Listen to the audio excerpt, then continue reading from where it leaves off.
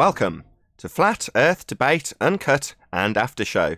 I'm your host, Nathan Oakley, and if you are new to this channel, or you've not done so already, then be sure to subscribe, hit the bell notification icon and join button to keep up to date with the Flat Earth Debate.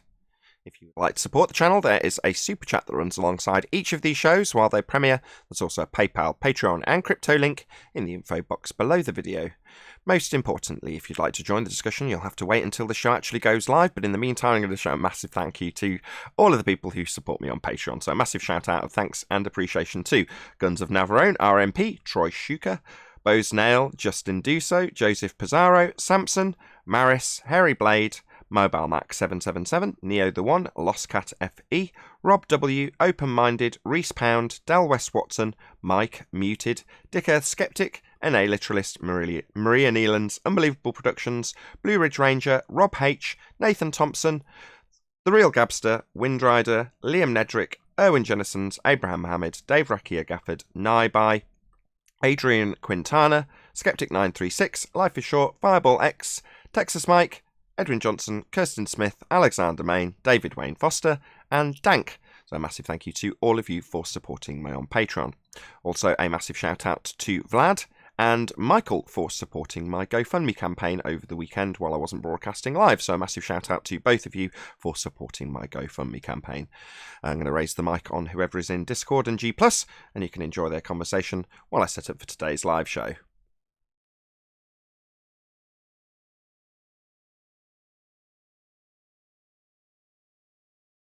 I'm just saying that once you reach the point that you realise that they've lied to you about 2 or 3 different things via the media, at that point, how can you take any of it as being real or truthful? Listen, I was just speaking to my brother-in-law about how the world is being run by madmen. Currently. Madmen? No. Mom. Be very careful with that. Not madmen, psychopaths. There's a big distinction between the two. Yes, psychopaths. I agree with that.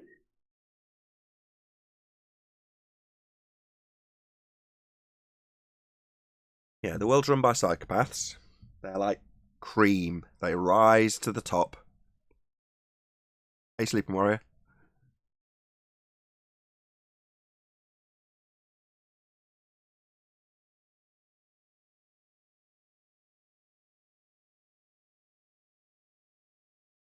Want some chicken and a can of Coke? No? Nothing?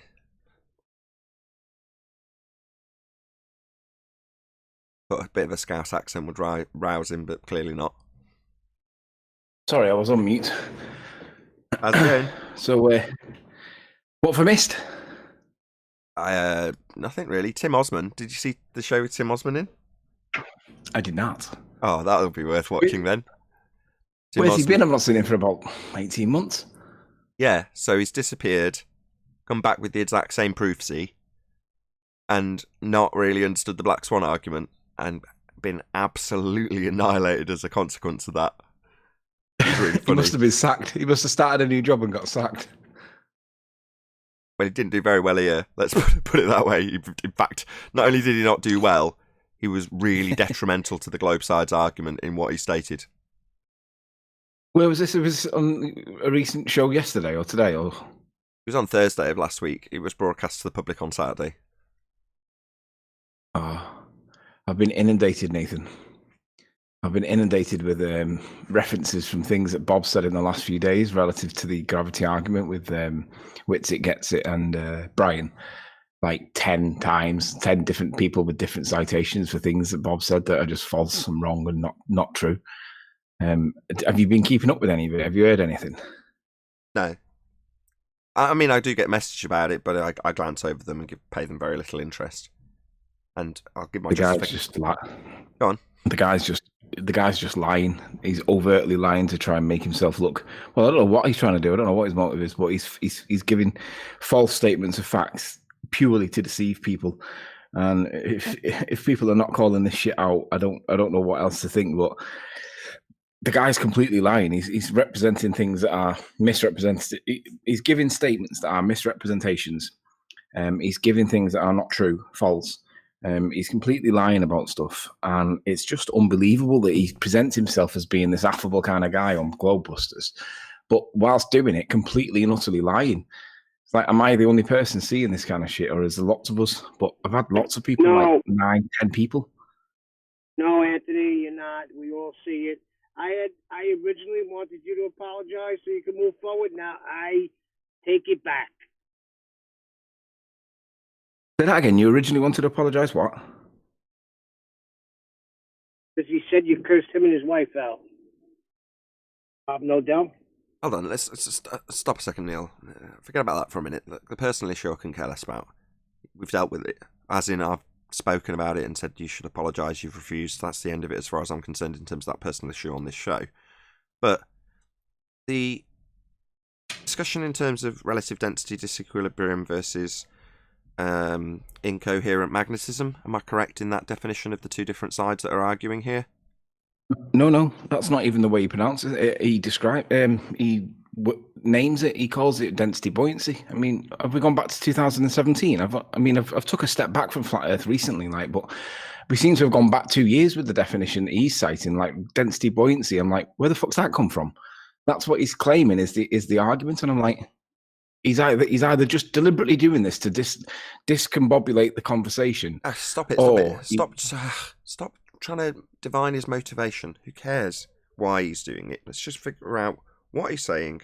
And from what I can glean so far, you're saying that his representation of the argument, I'm going to call it our side just for ease, is that it's density versus buoyancy, which is a gravitational argument, as opposed to relative density disequilibrium, when you're talking about something that's been forced out of equilibrium and then dropped. He also says that, so he calls it density buoyancy, and he also says that he's done everything that he can to be open about this conversation. And I'm like, no, you haven't, Bob. You've completely rejected and avoided and ran away from when we've asked you to have conversation. How many conversations have I had with Bob over this? None. How many have I had with Jaron? 2. How many have I had with John the Morgile? 1. How many have I had with other people? Many. How many have I had with Bob? None. Yet yesterday, his opening line in the first 10 minutes was, we've been open and honest about trying to encourage this conversation. And I'm like, no, you haven't. That's a complete lie. You've been very closed doors and don't like talking about it, because we get to a point where when we get to the manipulation bit, you want to start talking about stuff that you can't manipulate and you pontificate about. And he doesn't like that bit. So he hasn't been open and honest at all. But he starts that show off saying that. And I was like, what the fuck is he talking about? He hasn't been like that at all. You still seem very focused on his attitudes personally towards communication rather than the argument, which is about... No, not his attitude, his lies. He hasn't been open and honest, Nathan, at all. You know he hasn't. Doing it again. If you're going to say lies, okay, just accept it and take it as read, because I'm obviously not going to stop you saying that. But be specific about what you say he's wrong about. Don't just say, well, he's lying, he's misleading his audience. Yeah, okay, fine, whatever. What is he lying about, according to you? He's wrong about being open and trying to have the open conversation. That I don't care about. I don't care. Just the argument itself. What's the claim? What's the support? How he's behaving towards his claim? I don't care. Sorry. Yeah, but you're making it a personal issue. I'm not. Focusing on the I'm words. doing the entirely opposite. I'm making it a non-personal issue about the discussion points only. Let's remove the Bob from it and let's deal with the words. This person has been open and honest and tried to have the open conversation. That's not true. And it can only be a deception. Open conversation about what specifically? The argument and the claim and the support for that claim, please? Well, density buoyancy. He can't even say the name, relative density, because he obviously links relative to Einstein and thinks that we're pushing Einstein when we say what we say. Doesn't seem to understand or acknowledge that we've we've distanced ourselves from that many times, because it's demonstrable, it's repeatable, it's observable, it's calculable if you really wanted to calculate it. But the key thing is we can manipulate it to prove that something happened when we manipulated something. But he can't even get the name right. So he's misrepresenting the name of what we're talking about. So, and then obviously he claims that he's never seen the egg test. He wonders where it is. He couldn't find it. And I'm like, of course you are. There was just a hangout about it 2 minutes ago with the Wits It Gets It and Brian's Logic, and Bob saying in the after show that he doesn't know about this egg test. And I'm like, what the fuck's going on here? I told you that. Hey, That's what I asked you last time. Has he ever seen the test? And you said, yeah. And I said, well, he claims he's never seen it. He won't talk about it on Globebusters, but he will bitch about it on every other show. So it's like, on the one hand, he's like not even getting the description of what we call this thing, this effect that we can see with a bit of salt. He's not even getting the description name right. So he's calling it density and buoyancy. He claims he's never seen the egg test. He can't find it. Something loose about it. But the whole conversation that Brian had was all about it. Fundamentally, like the point, he seems to deliberately misrepresent the point that we make by calling it density buoyancy, which is a 2016 argument, 2017 argument, but seems to have gone back to that to misrepresent it. And I'm like, he knows what we're talking about, and he's deliberately telling people the opposite of what the current position is. And is he trying to confuse people or what? Now, yeah, you can bitch and moan and say I'm making this personal, but the fact remains that it is misrepresentation. You keep saying that. You've said it about 5 times. So what's the argument from his side? Because obviously in our position, we need to have a good understanding of what our opponent's putting forward. So yes, you've said what he doesn't want to know or has misrepresented, fine, whatever you think. What is his side? What's his position? How well do you know that? He claims that our position is density buoyancy. No. Not what he claims our claim is. What's his claim? He claims that we are claiming density buoyancy. That's what he's saying. Like pulling teeth. Not what he That's says. the way it is. Not what he says our position is. What is his position? How well do you know his argument for his position? Not how well he misrepresents, according to you, our position. Ugh. He doesn't have an argument, Nathan. He just describes density buoyancy, pins it on the UK lads, and then whinges about it all the way through. But the reality is, his ultimate question is, why is down down? Why is that direction down? And we all know that by definition, up, down, left, right, forward and backwards are relative terms to a human. So we talk about things that go into the sky as up, things that go into the ground as down. But the human needs to be there to do that, right? Without the human, there is no direction. But Bob's insistent that there is an absolute down.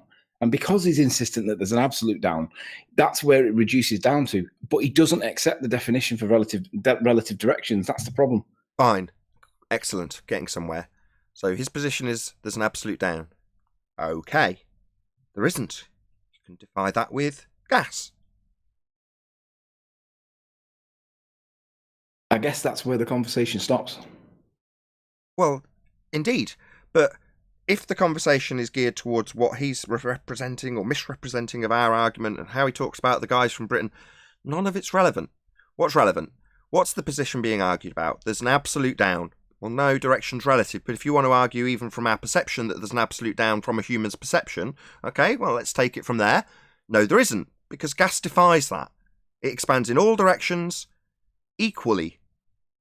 Well, that's not down. That's not an overriding down. That's an all directions, all vectors, and things that move within that gas may have a direction relative to the gas. Now, obviously, this is our position summed up in relative density disequilibrium, but the overriding position from their side, I'm going to call it their side, as me and them and us and them, just the way it is, from their side is there's an absolute down. No, there isn't. Same as Thunderfoot saying there's an absolute down. No different. I agree. And that's the end of, like I said, that's the end of the conversation. Right. So be confident in your position. Me? Right, this doesn't faze me in the slightest, and it's not going to in any way affect any sort of relationship I've started to gain back with Bob, because I don't care. He's got a difference of opinion about this. Now, whose position's right or wrong? Were we to debate about it, I'd put my position forward. Well, Gas defies that, I'm afraid. And he'd say, no, it doesn't, because... And then he'd have to convince his audience. And that's how it would go, and it's up to the audience to decide who's got the more valid points. The problem I've got, Anthony, is you're making it so personal. And when I told you that, you projected it immediately onto me after asking you not to make it personal, like it was me doing it. So this is obviously a personal issue for you. What's personal is irrelevant. What's important is that he's misrepresenting points that he's pinning on us. Now, if you interpret that to be personal, then more fool you. I've removed the person from it, and you keep pinning it on me, and it's wrong. So pack it in. He's lying about what he's claiming. That's not me saying I'm being personal. I'm telling you, he's lying about what he claims that we're doing. So let's not go down the personal route. Let's keep it on the facts. We are not making density buoyancy arguments, and we are not doing anything with regards to an absolute direction. We're the antithesis of that, because the bit that everybody ignores and forgets is that when you have a container of some kind and you have more than one product in it, be it solids or liquids or gases, because it's contained, them items that are in that container cannot occupy the same space as each other.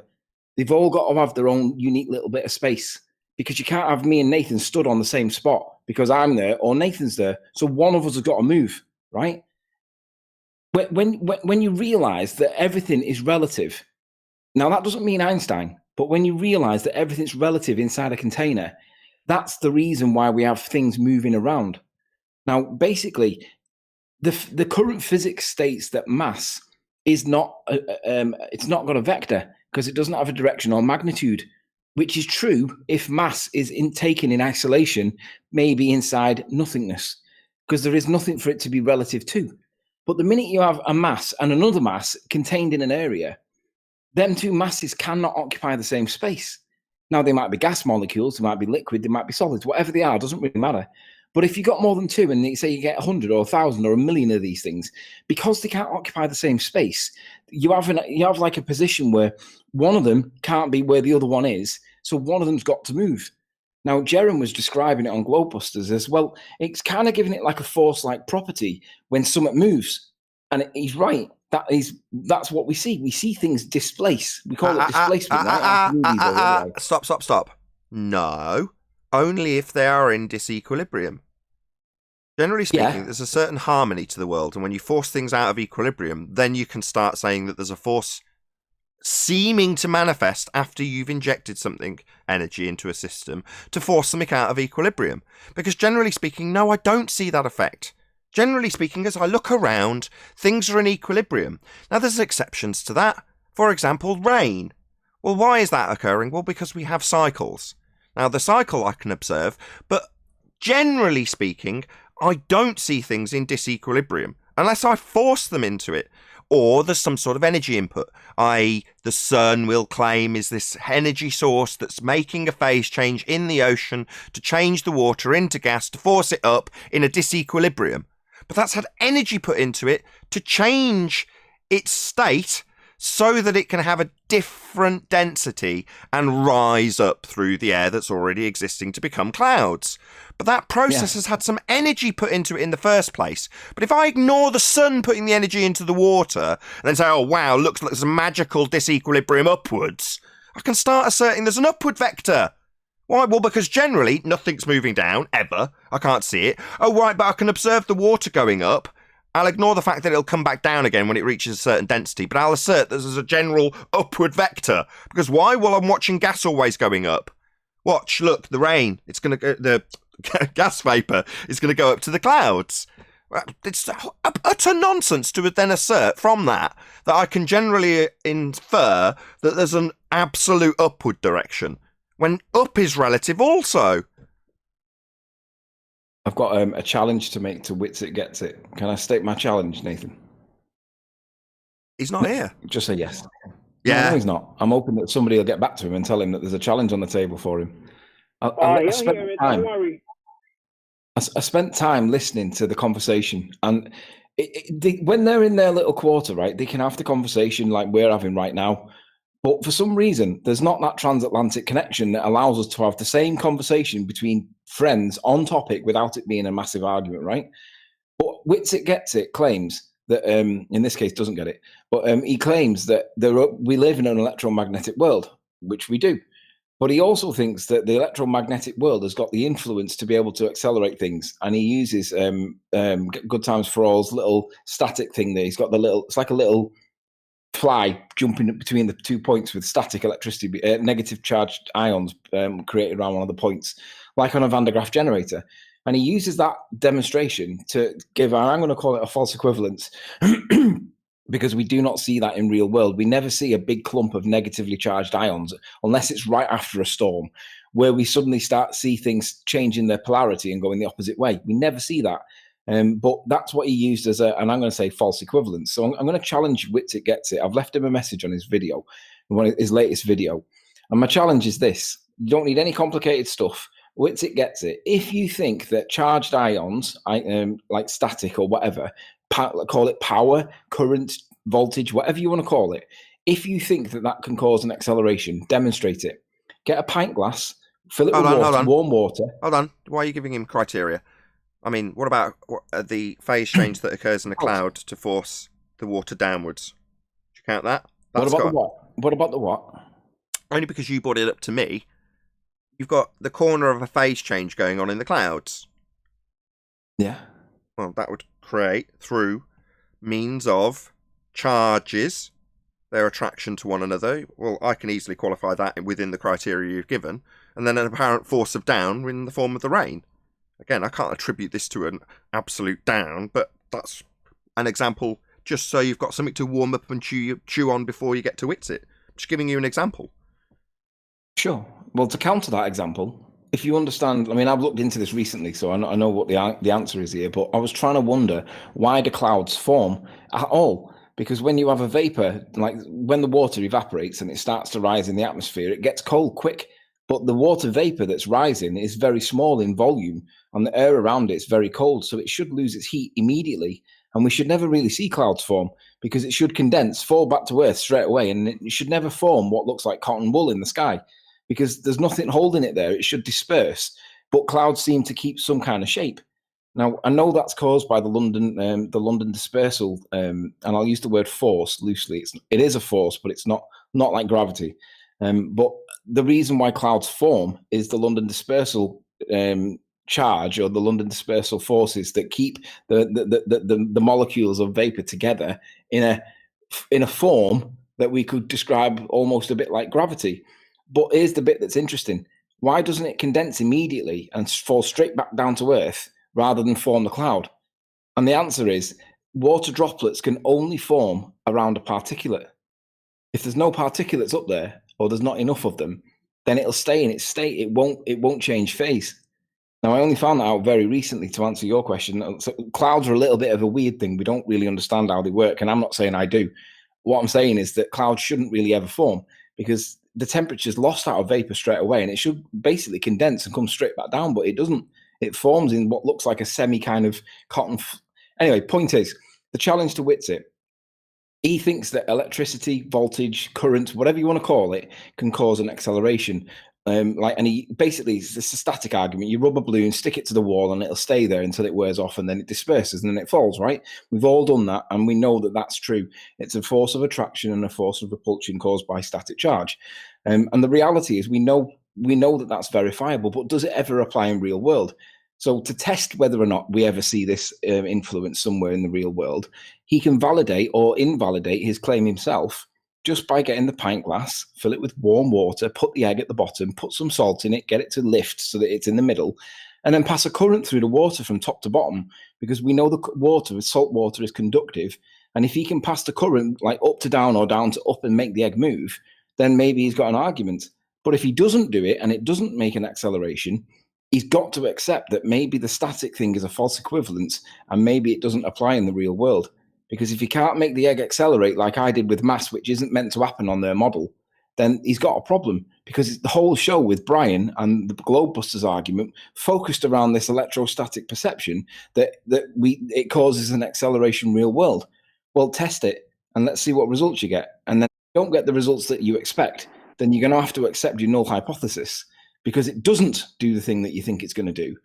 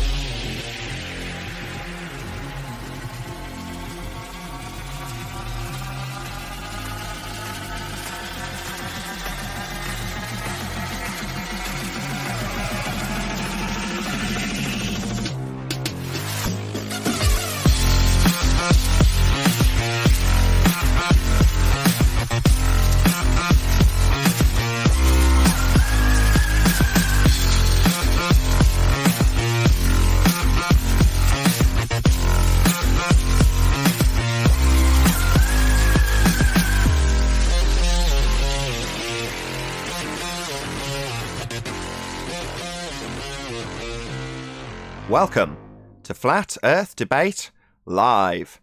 I'm your host, Nathan Oakley, and if you are new to this channel, or you've not done so already, then be sure to subscribe, hit the bell notification icon and join button if you'd like to become a Nathan Oakley 1980 channel member and keep up to date with the Flat Earth debate. If you would like to support the channel, there is a super chat that runs alongside each of these shows while they are live. There's also a PayPal, Patreon and crypto link in the info box below the video. Most importantly, if you'd like to join the discussion, simply mute the page you are currently watching, then click the link in the info box below this video to join the panel and express your views on the nature of Earth. If you do join, please don't swear. If you do, you'll be ejected, and if you are, please don't try to rejoin the stream using sock accounts. You'll be warmly welcome back on the next stream. Please also share the show on social media. Sharing the show obviously increases the live audience, but this in turn increases the chances of a more diverse panel, so please share the show on Facebook and Twitter. One last time, if you're new to the channel or you've not done so already, then be sure to subscribe, hit the bell notification icon and join button to keep up to date with the Flat Earth debate. Now, we are joined by Arwin, 10th Man, Brian's Logic, Neil, and Sleeping Warrior in Google, together with a whole bunch of people in Discord. So welcome, one and all. Hey. I'm here too. I did say hello to you just before I gave you entry, Arwin, so I did introduce you. Right. Yeah, I'm the one you forgot. I knew I'd forgot someone. I'm really sorry, Chocolate. You forget Chocolate. How could I forget Chocolate? Outrageous. Good morning, guys. Good morning. Good Good to have morning, you all. Chocolate. Good weekend, everyone. Hello in Discord as well. Do you know Yeah. what? I had the Weekend best was weekend intense. ever. Shout out to Manchester. Manchester raised the roof this weekend. Obviously, COVID anti-masking protesting was going on. Basically, we were expecting a really heavy police presence. Very few police, very well behaved, allowed us and basically supported the protest march. Thousands of people were there, maybe 3,000, maybe. No arrests that I saw, no fighting, no violence, no nothing. Shout out to Manchester Police. They actually gave a really good representation of the police. So fair play where it's due. As you've actually plugged this right at the beginning of the show, prior to housekeeping, feel free to plug your channel and say a little bit about what you do on your channel. Go ahead, Sleeping Warrior, please. Well, I'm just taking a sabbatical from Flat Earth at the moment, really, because there's other things that are going on that are far more important in my eyes. So I'm just taking a back step, just dealing with this mess that's going on at the minute. And I've come back into the topic like in the last day or two because I believe there was a little conversation between Brian's Logic and Wits It Gets It, and I've had like 9-10 people say, "Hey, check what was said here at this timestamp," and I've gone back and listened to bits and pieces, and it's like, wow, gravity's gone back a couple of years in the last 6 months or so. What's going on? Well, let's start there. Any scientific evidence of gravity? No. There was a whatsoever. There was a Wits It Gets It conversation with Brian's Logic where there was an awful lot of talk about electrostatic, like electric universe kind of charge potential kind of conversation that is meant to be some kind of phenomena that we see in the real world. But I never see polarity changes when there's a thunderstorm. I never see cows flying off into the sky or anything like that. And I'm just wondering, has anybody got any light they can shed on this? Because I'm a bit confused as to where this perception that there's a polarity change at certain times of the day. What's going on? What's going on? I don't understand what that's got to do with an assertion that there's a downward vector overriding everything else. So, is there any scientific evidence of gravity? No, none whatsoever. It's a reification fallacy. Relative density is scientifically provable and repeatable. Everybody can do it. And it does not require some very small extra little thing influence whatsoever to function. Hey, Arwin, did you notice that Bob was he weren't calling it relative density? No, I don't want to talk about Bob. He was calling it density buoyancy. Have we gone back to 2016? I don't care. I'm the same, man, Arwin. I've tried this all through the show, and Anti's been his lawyering self and projected some of the things he's feeling and expressing onto me. Nevertheless, he does really want to talk about this. Pardon, So Nancy. hold on, about gravity. Hold on, About gravity, this guy said to me, because we talk about dropping things, they have to pick them up first. And he says, well, what about on a mountain? Rocks still get loose by themselves, and they go down, they don't go up. Yeah, rocks do get, there's something called breaking the bond of cohesion, which is basically the weight on the side of the rock that's getting too heavy for the cohesion to keep it basically it'll break that cohesion because of its own mass. But it's got nothing to do with anything pushing from above or pulling from below. It's the breaking the bond of cohesion is caused by weight, not weight, mass times acceleration due to gravity. Just the weight of the mass in question gets too heavy for it to hold itself, and you break the bond of cohesion.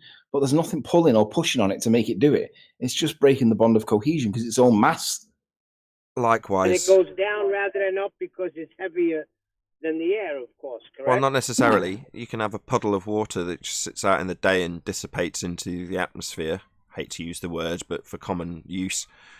Because it's going up. It's going away from the puddle on the ground. When there's no mass amount of energy in fall arrest, like with a rock that's got a loose bond, as Anthony's described it, well, things go up as well. So what?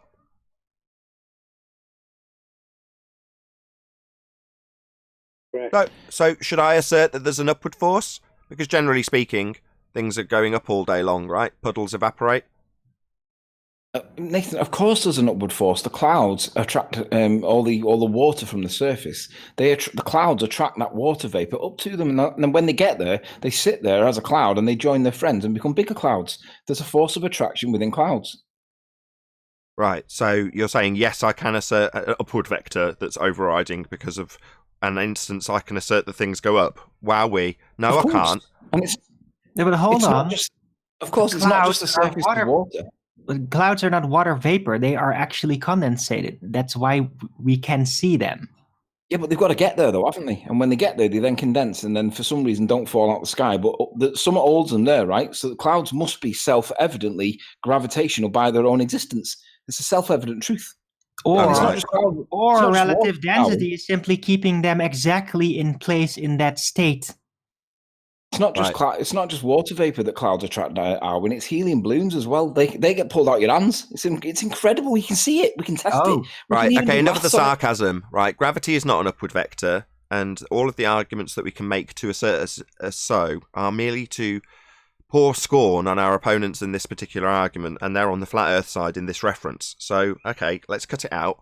Right. There is no upward vector. It's relative. Same goes for down. Now you can find examples of both.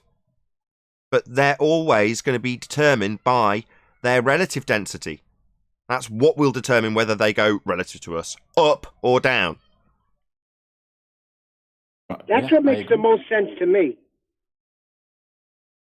But that's just how it is. I'm not giving you a cause of that. I'm just describing how it is.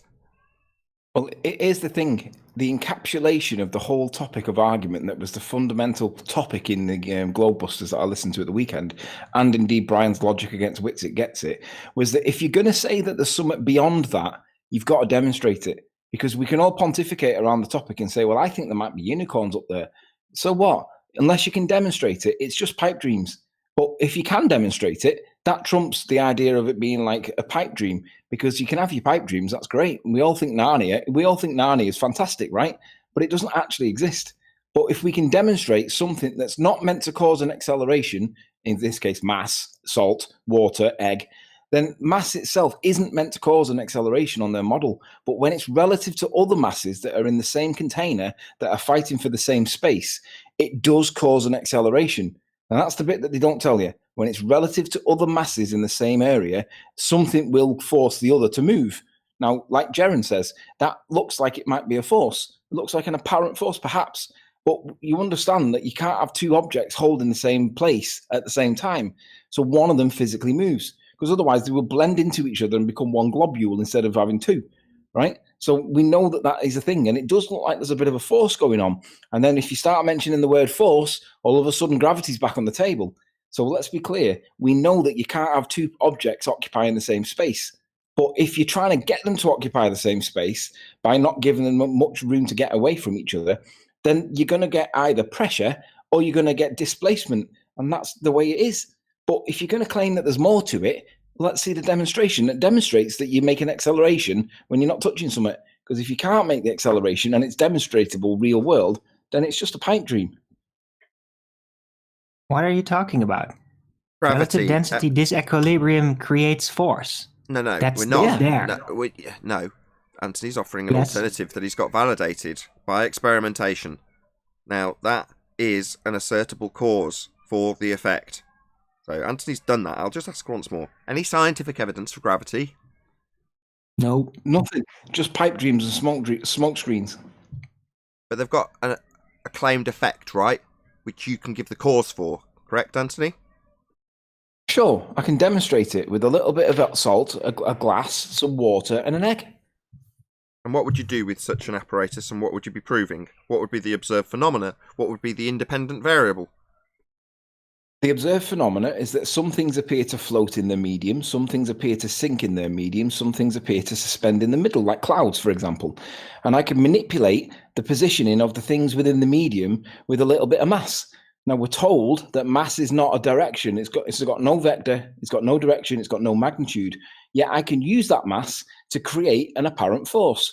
Now, whether you want to attribute that force to be a non-directional gravitational nonsense, no. fine. Just change the word. Not force, vector. Yeah, but I manipulate that, right? And scientific method states that the thing that you manipulate is the cause. Now, what we're actually arguing over is the interpretation. But there's no doubt that that little bit of adding mass did something, right? It made something move, and it's not meant to do it. So that's the first point, right? Second point is, if something's moving by F equals ma, that's meant to be a force. Is it really a force, or is it a displacement, or what? Well, that's really where we're talking. Well, perfect, because you can answer somebody, C. Lamb something or other, says, say that, what I think he says. Buoyancy, man. No, see, He misspelled it. He misspelled it. Yeah, it can't be buoyancy because buoyancy is defined in physics as an effect of the force of gravity, right? But we know that gravity is not a force, so it can't be buoyancy because mathematically, at least, and we all know that maths is reality, right? If it's said in maths, it must be true on their model. In their model, buoyancy's got little g in there, but we know that little g is not an acceleration, it's an effect. So it can't be buoyancy. So we can't use the phrase buoyancy. So no. Thank you. Let's move on. Any single viable hypothesis from any of the fields of astronomy, cosmology, or astrophysics? Not yet. Bob did say something interesting about that. He said in his opinion, he thinks that there are some perfectly viable theories in the astrophysics world. And I nearly fell off my chair. I couldn't believe it. So, yeah, he literally said them words. He said there are some. So Bob thinks there are, but Well, there might be. I don't know. Hold on. Let's just give some clarity to that. A theory in scientific vernacular is the aftermath of scientific experimentation. And scientific experimentation is the actualization of hypotheses. And hypotheses is the establishment, prior to experimental validation, of cause and effect. Effect being a phenomena you observe, cause being something you assume has caused that effect. So you have an effect, you assume the cause, you vary the cause. If it causes the effect, you've done an experiment. Now, based on that valid experiment with a cause established, you can then form a theory.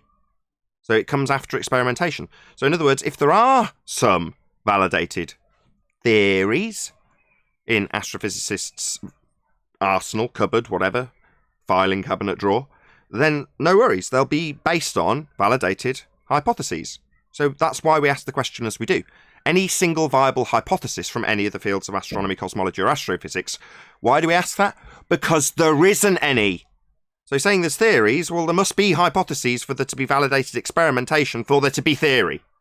Otherwise, it's just Mystic Meg theories and Nostradamus theories. Because if they haven't been based on experiment, they're not scientific theories. Any more on that subject? Any evidence of a physical geometric sphere-edge horizon, formerly known as Earth curvature? And then I've got an announcement from Tim Osman afterwards. I was just gonna. I have a quote. Maybe it's the. I think. Hold on. Just before you go, Chocolate. So I said there was an announcement from Tim Osman. This quote will be said announcement. Go ahead, Chocolate. Nobody claims the horizon is Earth curvature. Tim Osman, 2020. Nobody claims it. You hear that, fundies? You hear that, Mick? Mick West? Yeah, you hear that, Jesse Kozowski? You hear that, George Netanyuk? Nobody claims it. Right, Tim? You complete buffoon. Sacrificing your own religious belief in front of an audience. So when Tim said in the past that boats go over the horizon, you can see it at the beach, and buildings drop behind the curve, you can see it at whatever flats it is that he goes to. Is he not violating his own position by saying that, or is it gets better?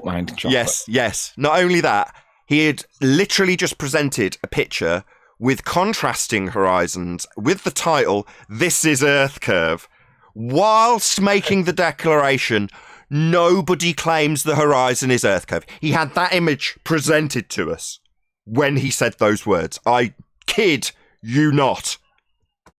Yes, so did anybody point this out?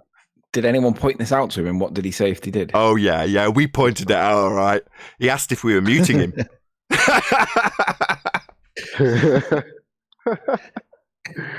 Yeah, his only response was, "Are you muting me?" I really couldn't believe that he was saying that. I thought it was a joke at first. Of course, it's a joke. They'll do. He's displaying one of the 7 Ds, isn't he? He's like either denying, deceiving, dismissing, discrediting, discombobulating, and whatever the other Ds are. He's just basically denying that his own side claimed that boats go over the horizon, when that's one of the main things that they do cite and have done for as long as I've known this conversation exist. Yeah, it's just not doing a very good job. The best irony of it was he came in almost making fun of the Black Swan. "Oh, you guys have been touting this for a year." Meanwhile, what he's making fun of has taken away the physicality of his horizon. So he has the nerve to come in and tell us how not physical his horizon is, how it's not even the claim of the Earth curve anymore. It was epic. It was great. Insanity. That was the most fun I've had annihilating somebody since the debate began. Say that again, Nathan. That's the most fun I've had annihilating anybody from the globe side since this debate began. Since Flat Earth debate came into existence, I derived more pleasure from that particular annihilation than any other. I've got to ask an obvious question. Where the fuck's Tim been for the last, 18 months? Has he had a job and then got sacked or something? What's going on? I don't know, but what I do know is behind. He didn't fully appreciate what the Black Swan meant. So it's a similar scenario to Mr. Sensible. So Mr. Sensible is explaining the Black Swan, and based on the logic being laid out for him, he says, what was the quote exactly? At best, you would have debunked the radius. Well, based on at best, you would have debunked the radius. Well, why would you have debunked the radius? Well, because you don't have a physical sphere edge tangent point. That's why he's declared that. Well, in other words, he's acknowledged it within the logic. So Tim's done the same. He's had a glance at the Black Swan and probably understands how that argument works in isolation, but doesn't then appreciate that by virtue of his declaration, he appreciates that he can't have a geometric sphere edge physicality at the horizon. And because we've shown it to him, it's logically sound. You can't get around it. So what do you have to do? Well, you have to say, well, nobody's claiming that. Yeah, they are. That's exactly what you're claiming, but we've debunked it. You just didn't realise the wider reaching implications when you glanced over the Black Swan. Now, it's nearly 12 months since that argument came out, and we're at the moment just seeing who's going to win the, whatever you call it, the Deadpool, for the person who's got the closest time for them to actually understand this argument. Me, I was a mile off. I'm way out of this. So, it's going to take time. Tim Osman now gets it because he's had to declare publicly, nobody claims Earth curve is the horizon.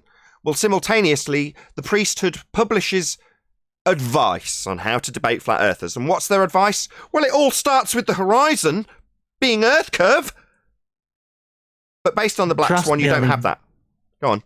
It's all about trust building. Trust building and then convincing people to reify the horizon into a physical geometric sphere edge that blocks boats and buildings, a la Tim's example, with a horizon contrasted in multiple images, blocking boats and buildings at different rates, based on its physicality calculated in the maths, with its physical Earth curve obstruction blocking those boats and buildings. But simultaneously, when you point out that, no, it's not physical, the horizon is not a geometric sphere edge, Black Swans debunk that, they say, nobody claims the horizon is physical. Nobody claims it's Earth curve. All right, so you're not claiming it blocks these boats and buildings in the distance then. That's not what's happening. Yeah, welcome to Flat Earth. They better realize and understand the Black Swan argument before they come in and start asserting things because they sound dumb. Yeah. And the more it happens to people like Tim Osman, the more people will go, oh, hang on a second. He came in, told them they were all stupid, and he's got his little proofsy with boats and buildings being blocked into the distance at the horizon, and he's just going to annihilate them, right? Oh, right. Why is it that he left the arena telling the audience that nobody claims Earth curve is the horizon? Well, that would be our ideal. If what Tim said was true, yeah, that would be our ideal. Nobody claiming the Earth curve is represented by the horizon. Yeah, that is precisely the world we'd like to live in, where this lie that the horizon is a physical tangent point, a horizon that can block things with its physicality. Yeah, when we reach the day that Tim's right, we'll all rejoice. When nobody claims the horizon is Earth curve, end quote, Tim Osman. But they do, Tim Osman. You all claim it. You all think the horizon's a physical sphere edge for boats to fall over. On the globe side, just in case anybody heard that who's new and thinks, isn't that what flat earthers claim? Boats falling over a disk? No, we don't. But you do on the globe side, and therefore you misrepresent our argument by claiming we have boats falling over a frisbee, when in reality you've got boats falling over an Earth curve edge, physical in its nature. Well, it isn't. The horizon's an apparent location. It's non-physical. Boats don't fall over horizons. It's absurd. But that's what you've got to believe if you think you're living on a sphere. Roll on the day where nobody claims the Earth curve is represented by the horizon, because it isn't. Any evidence of the distance to the sun?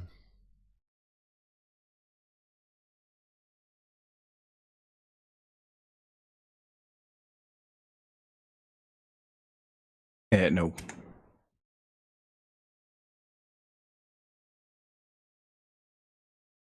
No brave souls? No, but no. Check. Yeah, we can hear you. Just everyone's very shy. Okay. No one wants to give a distance. Yeah. My server went down, so evidence that 10th man is here. Any evidence of axial rotation of the Earth-based variety? No. Oh, I think the whole spinning has kind of died down. I don't hear ballers uttering that nonsense anymore. Like even Simon Dan is kind of retracted because he really went out to like promote himself by reaffirming that our reference frames were ruined. Even though you used that for ridicule against him for months, he would still go out and actually assert that like that was something kind of a good thing. It's kind of died down, I think. So maybe the Coriolis virus has gone back to like a more smoldering state, but I'm sure it's going to be back. It always does. So. Well, that's the thing. I spoke to an epidemiologist, and she specifically said, because I made her up myself, that there's going to be a second wave of the Coriolis virus, that while people are exercising intellectual distancing now, people aren't disciplined enough to continue that intellectual distancing. We've already heard rumours of Conspiracy Cats and Becky and Dan getting together. I mean, that's highly dangerous. You know, I mean, obviously, if I was in charge, I'd send the police down and take away some of their human rights based on that, because epidemiological studies suggest that the statistics prove it. In fact, why am I saying suggest? The statistics are there and math is reality. And the epidemiological studies basically prove, because scientists say, that the Coriolis virus is going to be spread if you don't exercise intellectual distancing. And these people, let's face it, they're not going to be capable of that. So there will be a second wave of the Coriolis virus. I absolutely guarantee it.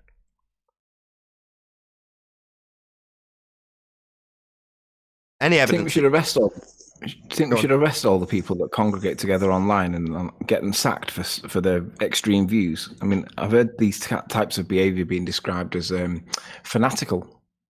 Yeah, we need to figure out some sort of testing system where we get people, let's just say Simon Dan in this example, you know, you tie him to a chair and you say, does Earth turn underneath as a second reference frame at 15 degrees an hour? And you shine a light in their face. And if they say, you and your reference frames are ruined, you chuck them in a little padded cell and you make sure they don't have any intellectual contact with anybody ever again, because they're poisoning the globe Earth rhetoric which they need to retain.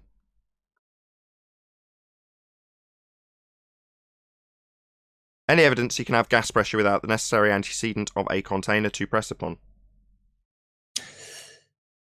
How would you test that? I heard someone describing that you could do it. You could just draw on an imaginary box, calculate it, and then that's perfectly acceptable. Who was it that did that? Sorry, did I hear the words imaginary box?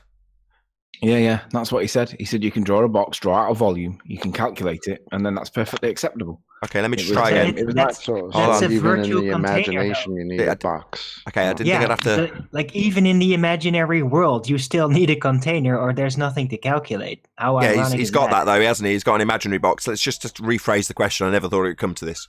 Any evidence that you can have gas pressure without the necessary antecedent of physical containment to press upon?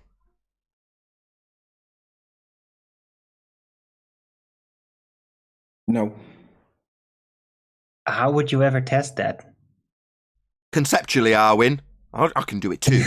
But that's not physical, isn't it? No. Yeah, it's nice to hear it back at me. Great, thank you, yes. Any evidence of the R value, Earth, radius? Nah, at best we've disproved it.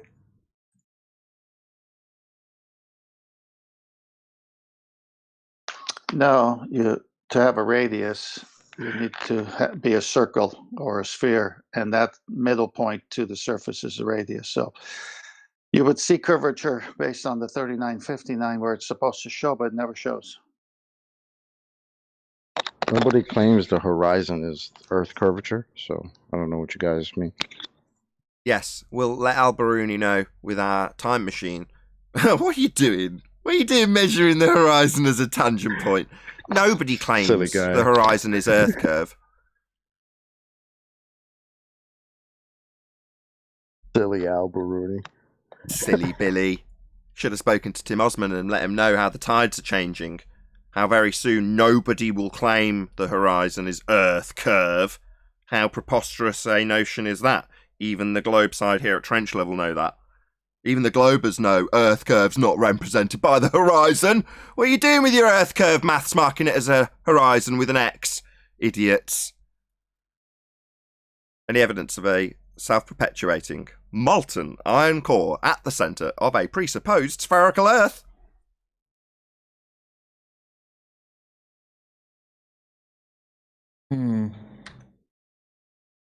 I got proof of crickets. Concludes the housekeeping. I got some excellent news yesterday. Although I don't generally keep up with current events or let them affect my life too much. My wife was like, you can take the kids to Spanish tomorrow. I was like, oh wow, how come? She's like, oh, there's no more lockdown. Not that I noticed that there was one in the first place. Or it seemed absolutely no different out and about when I was doing my thing. Nobody seemed to be behaving different to me, but there we go. That's just my perception of things. But other than being able to actually take the kids to classes, which is wonderful here in the UK, I'm not sure if anybody else was affected or unaffected as I was during the lockdown. Are you not noticing people randomly walking around with nappies on the face? That happened. That's been happening since February, though. I mean, that hasn't changed. But what I mean is, back in February or March or wherever it first happened, I'd still be out and about doing my things other than not having classes for the kids, which was frustrating. And you'd get a knowing nod from the odd person, you'd strike up a conversation, and, you know, that would be how things went. This time around, like I say, my wife told me, oh, there's going to be another lockdown, and I was like, oh, right, okay. And I just carried on life as normal, and when I'm out and about, it seemed like life was carrying on as normal, as far as I could ascertain. There was a lot more people out and about doing their thing. Anyway, just my observations of this time around. What was your independent variable? Me noticing that there wasn't deserted streets and no cars anywhere. Oh, right. So if you weren't there to notice, would they exist, or is that only for light photons? You're assuming a parallel between the collapse of wave functions and people existing on the street. These two things aren't comparable, Anthony. I'll give you, Nathan, that you're sharp. You're sharp. I'll give you that much. It's an interesting thing because when you talk about that wave function collapse, if you expand that out to the edges of known existence, right? Now I'm going to say that in literal terms. The edges of known existence. Try and picture that in your mind. Well, there might be a point where, if I use your parallel, not a person, but let's say a tree, you get to the edges of known existence, and then you look at the tree, and there's a good chance that that tree hadn't actually had any sort of form or any other existence until you observed it. In other words, it might not have actually been there, because nobody's seen it to experience it up until that point. Now, that's a crude example, but the point is that without a knower to initiate wave function collapse, then what do you have? Well, you just have a series of probabilities. Well, it might be a tree there, might be one of those probabilities, right? But it's a crude example, but you've got a point, is what I'm trying to say, Anthony. And will they be there? Well, that's a bit more crude than I'd like the example to be, but you've kind of got a point. Does the tree make a sound when it falls in the woods? The answer to that question in quantum mechanical terms, there is no tree. That's the answer. Did you not see it come into existence? If no one's there to experience the sound of the tree, in quantum mechanical terms, it's just a series of probabilities. What tree? Exactly, what tree? Well, one of the probabilities that there might be one. And that probability, just for further clarity, it's worth dropping this in as well. That wave function, that's the probability. That's the nature of the probability. But it's got a name, wave function, and is therefore often confused with physical waves, which they're not. Yeah. And then sometimes people will say, well, it's comparable to light with sound, because sound is waves. No, it isn't. Sound isn't waves either. Changing the pressure in a series of stuff, air, the molecules in the air, isn't a wave either. It's just preposterous. It's just a way of describing it. Anyway. I digress. The other thing you can bring in as well, you can shoehorn the Heisenberg uncertainty principle in, because the tree that we're talking about that may or may not exist in quantum mechanics, the more we talk about this tree, the more we know that it probably does exist because we're talking about it, but we have no idea where it actually is. And the more we try and find where it is, it's not actually there. Thus going back to the principle of, well, is there actually a tree? So you can bring in the Heisenberg uncertainty principle as well, which is brilliant. But so long as there's information in regards to things that are in existence, then they are experienceable and will ever be experienceable, unless they're going through a life cycle. But you know what I'm talking about. Generally speaking, once something is in existence, it doesn't matter if you go away from Mac or Lighthouse and stop looking at it flashing for a year. It's still in existence, right? And that's not going to change the documented history and the photographs and the various other things that could lead back to it still being there in existence are always going to be there. So therefore, even if no one's looking at it, it's still in existence.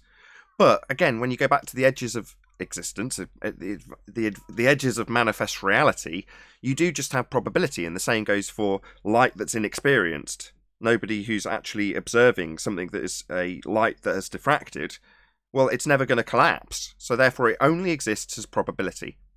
Well, when you get to those understandings, and they're scientifically qualifiable, you've got actual scientific data to prove these things as real, you can, as a knower, influence wave function collapse. You can collapse it from being probability to being an actualization of the thing, just by experiencing it, just by knowing which path it went through in that particular example. So that's a scientific experiment that validates this. Well, the wider reaching implications are quite frightening, because it means that, I've got to choose my words carefully, there's a point where things don't exist as an actualization of what they are, only a probability. And you, as a knower, have an influence on that, which means that you have a direct influence on your environment as a knower, as somebody with knowledge. Well, that means that people have a direct influence on how life manifests. Now, you regress that through a few cogs and you say, well, yeah, you are the arbiter of your own existence. You have a massive amount of influence over what you do and how things affect you. But at the wider reaching levels of existence, you could directly manifest things in terms of you're experiencing them, and therefore they're no longer being a probability, you seeing them actualized, but you're the influence on it. That means that we might actually be in a rendered, quite literally, rendered meaning in physicality. When I say actualization, that means things are manifest. You can actually experience them, touch them. But prior to that, they're not. So that means we're in a rendered reality. Right. A simulatory natured physical realm. Yeah, Jesus it's not Christ, bits and... I knew I wouldn't be pricked up his ears by that. But it's not bits and bytes. It's not like you conceptualizing the bits and bytes made into colours on a screen. That's not what I mean by actualizing. We do have physicality. You can touch stuff. I mean, I've spoken about this before when I was disagreeing that we don't live in the bloody Matrix, when disagreeing with David Icke on one of my very, very early videos, and I'm slapping tables and saying stuff is real. Well, that's still true. But when you say things are actualized, that means they manifest themselves and become real. What we describe as real, physical, touch, you can experience them with your five senses. Well, those are what I describe as real, but there's still a pre-point prior to that. So long as there's no documentation, so long as there's no way of knowing after the fact, then something is just existing in probability, therefore waiting to become manifest. Well, that's quite a mind-blowing notion when you think about it.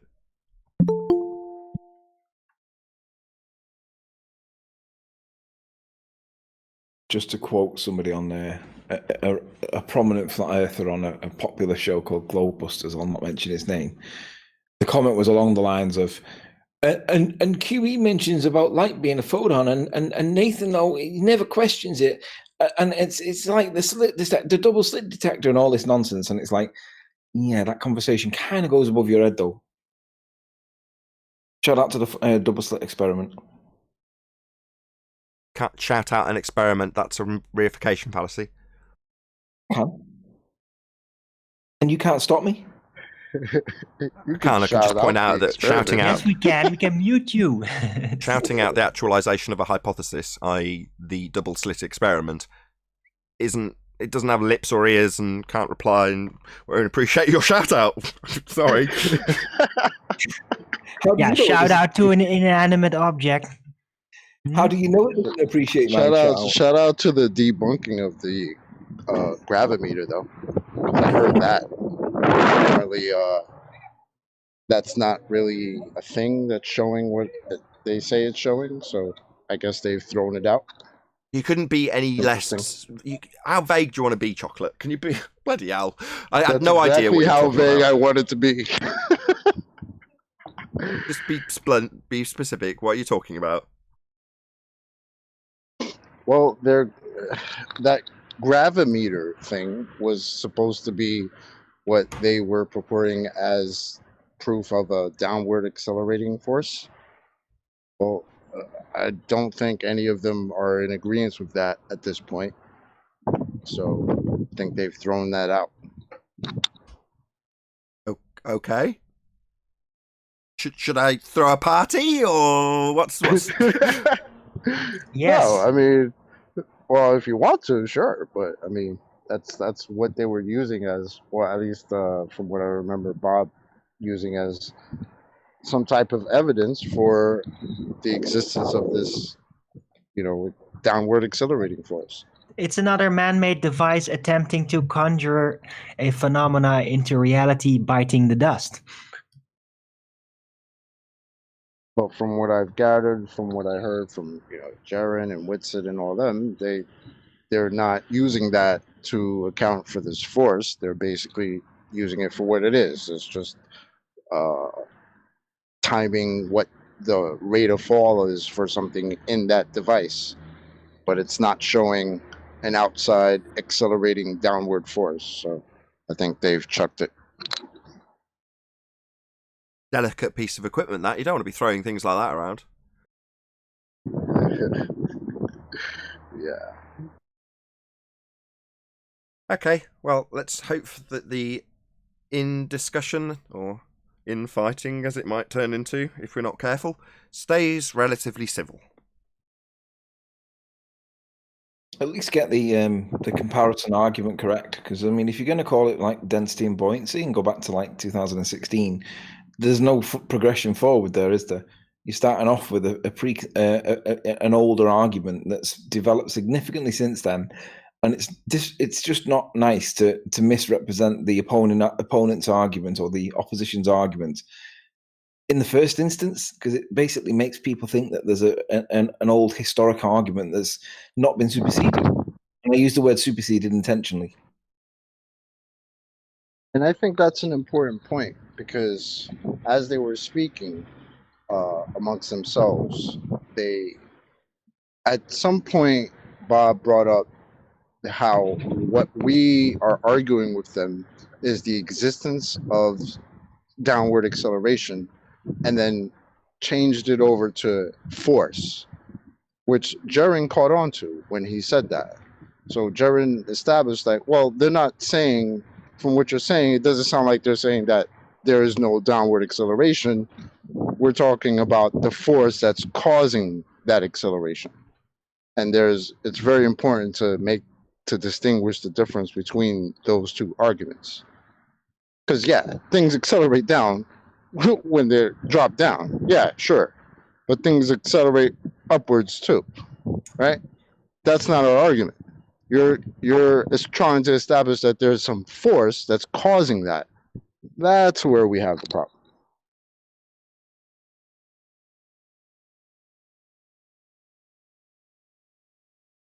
Can I just add as well that when Jaron said, I don't think that they're saying that, Bob's answer, like in the background, was, that's exactly what they're saying. And I was like, that's not what's being said.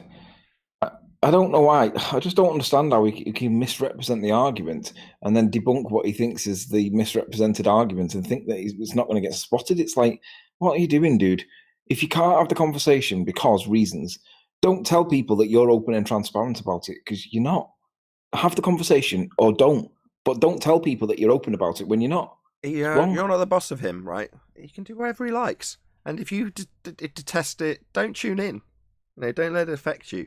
But this is a personal thing when you start saying, don't misrepresent our argument. It's like, this is an internal discussion about the assertion of a downward vector. Okay, fine, I'm good with that. But as soon as it's like, don't start telling people that blah, blah, blah, blah, blah, it's like, no, you're not the boss of him. So how would you think that somebody should respond when he says that we're saying it's blue and actually we say it's red, and we never said it's blue? That was like 2016. We did say it back then, but it's changed. Blue's no longer blue; it's now red. Perfect. How would you asked. How would you address that? Well, perfect. Exactly. You reiterate your position, and you reiterate their position with the best of your knowledge and ability to do so, and then you take apart the position you feel is wrong, express or re-express how you feel your position is right. Then it's never personal. It's not about, well, you've described my position wrong because you say that my position is this when my position's actually... Just leave the beginning bit off. My position is as follows.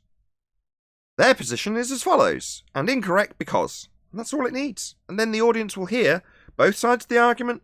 If you're saying that when they do it on their side, well, they're misrepresenting... Okay, well, the audience aren't stupid. No, but they are confused. So I'd rather point out that he's lying and be personal if that's the way that you want to describe it, and say, no, people, this guy is misrepresenting the argument, and whilst Nathan wants to maintain that neutral position a step back, I'll say, for the avoidance of any confusion, the guy is blatantly lying. So if that makes me personal, so be it. Okay, your perception of that leads people like the mind of God in the audience to say that he's a 22nd degree Mason, and that he's a shill, basically. And it's absurd. Disagreeing with somebody. I do think he's a disinformation agent, yes. Oh my God, I didn't expect you to... Oh God, somebody throttle No, I agree. him. So if he can't convince people that bobbity or whatever it is, because let's be honest, right? He doesn't like the phrase bobbity because he says that it's just personalising it to him. But the problem he's got is he talks about this other thing, right? He can describe it, but he hasn't got a name for it. He hasn't got a demonstration for it. He hasn't got any maths, and obviously that's an important thing these days. And we don't know what to call it, but because he hasn't got these things, but he wants us to believe it anyway, how is that not anything to be other than described as confusion? Because I would say that's deliberate and intentional confusion. But the reality is we can demonstrate that for whatever reason, mass makes something move when it shouldn't do, when it's relative to another mass. But we're not told that in current physics. Yeah, we can argue about the interpretation of what's going on all day, which is what's kind of happening. But the reality is there is something going on with mass there that we're not being told, or we don't get told. And it doesn't mean it's got anything to do with Einstein. But if you're going to put somebody on the topic that's deliberately saying about this alternative reality that you can't even put a name to and then gets offended when someone calls it bobbity, how is that not intentional confusion? Doesn't make the person intentionally dishonest when you've literally 5 seconds previous said that it's being discussed based on interpretation. Well, that's what's happening. But I've got to be honest, at this point, it does seem like you say your criticism is that he's misrepresenting your position, but when you're representing his position, I hear things like that it does this. Well, Tim Osmond did that. It's like, what's it? Be specific. What are you talking about? When you say it and you're talking about his position, what is it? In other words, detail his position. Don't just say it, because that's vague. I did though. I did. I followed that up by saying that whatever he wants this thing to be, right? He can't put a name to it. He can describe it, but he's got no demonstration, or he's just got a description of what he thinks might be going on. And what's that? Woe betide anybody that pins And it what's on that? poverty. That's the 'cause he bit I'm doesn't like interested it. in. That's the bit I'm interested in, because that's the bit that you're going to be pulling apart. So just detail that. But how can he detail that when it's got no name, and we have to try and give it a name so that we know what we're talking about You compared said to he what we're had a not talking about? You said he had a description for it. Well, if you're a good opponent, you'll know that description like the back of your hand better than he does. So what's his description according to you? There's an absolute down. Perfect. That's So you literally summarised it in 3 words. You could have dropped that in when it was just it. Confusing for the audience, he might say. Wouldn't you agree? Oh, probably, yeah. Right, so he's got the This same is his criticism though. as you. Even though I'm playing on his behalf as devil's advocate, I could impose him having the same objection as you, though, couldn't I? Sure, but when I get a dictionary out and look up the definition for the word up, down, left, right, forwards, backwards, and it comes back with the term relative directions to a human, everybody else can accept that, but for some reason that doesn't go in his ears. It comes straight back out the other side, and he completely ignores it. And I'm like, I don't know how we can.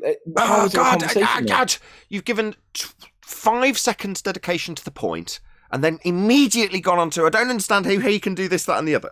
Right, so you've got relative directions being described. We've got a claim that's actually clarified now from you, I might add, not him misrepresenting other people's positions. Absolute down and relative direction. That has had, from you, about 10 seconds.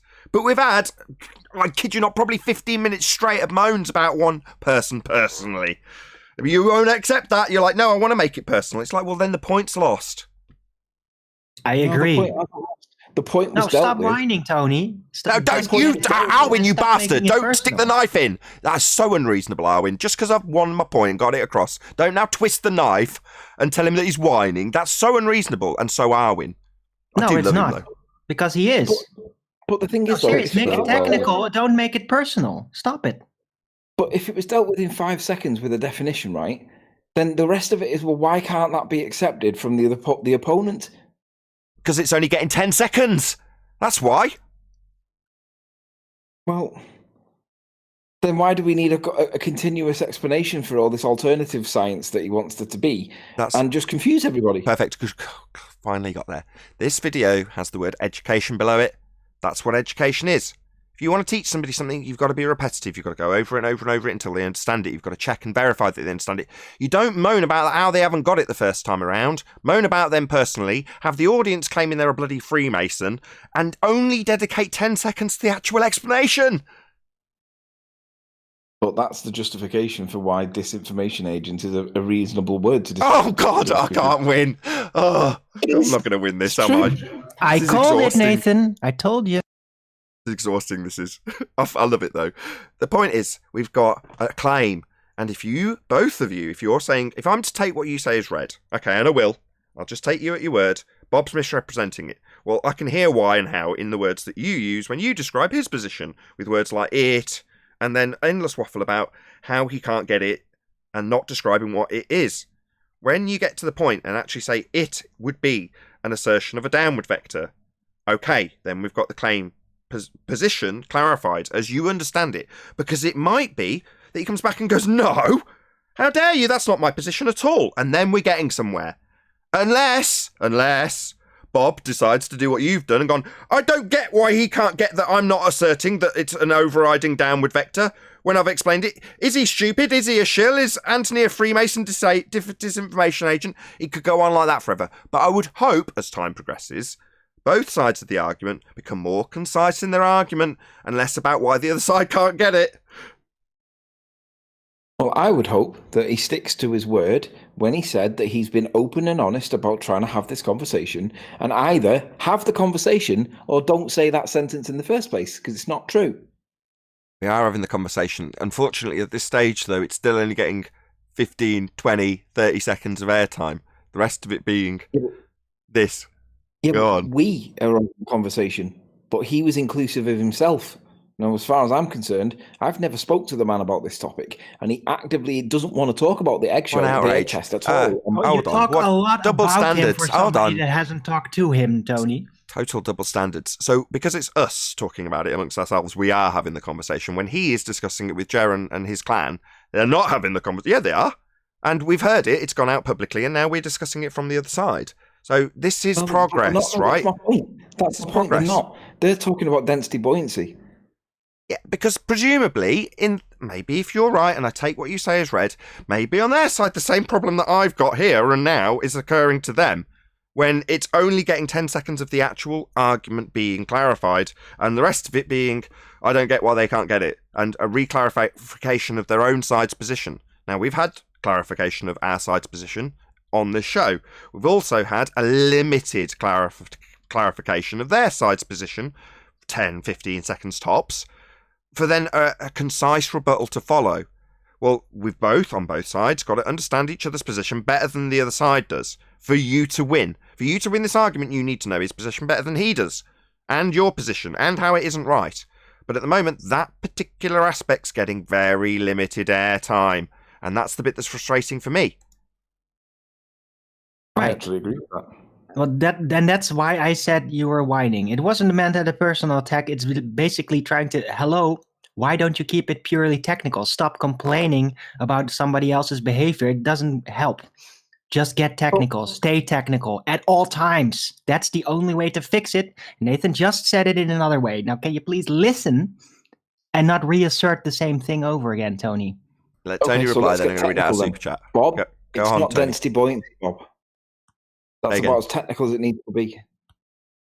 Okay, it's not. Okay, fine. Your objection is they're not representing relative density disequilibrium.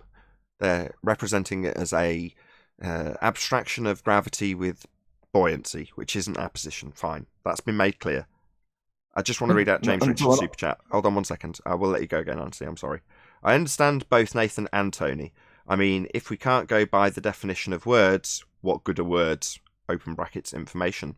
And if the definition is very simple, what the problem is, or what is the problem? Right on, James Richards. Exactly. Sometimes I'd allow the personal shit. In the pre-show, I might have probably tolerated this.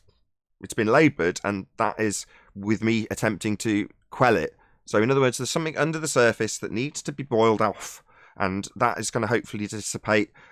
How can I describe this? With a controlled valve. Hopefully I'll be that valve, because I see what's happening around me and I'm trying to keep it jovial. Because it will just descend into chaos and arguments and shills being claimed, as that's already happening in the chat. Mind of God's a flat earther. What I can do, Nathan, is I can plug your pre-show from this show, where I put out a challenge to Witsit Gets It, because Witsit had a conversation with Brian's Logic, where he was very adamant that there was an electromagnetic effect in the real world that we see.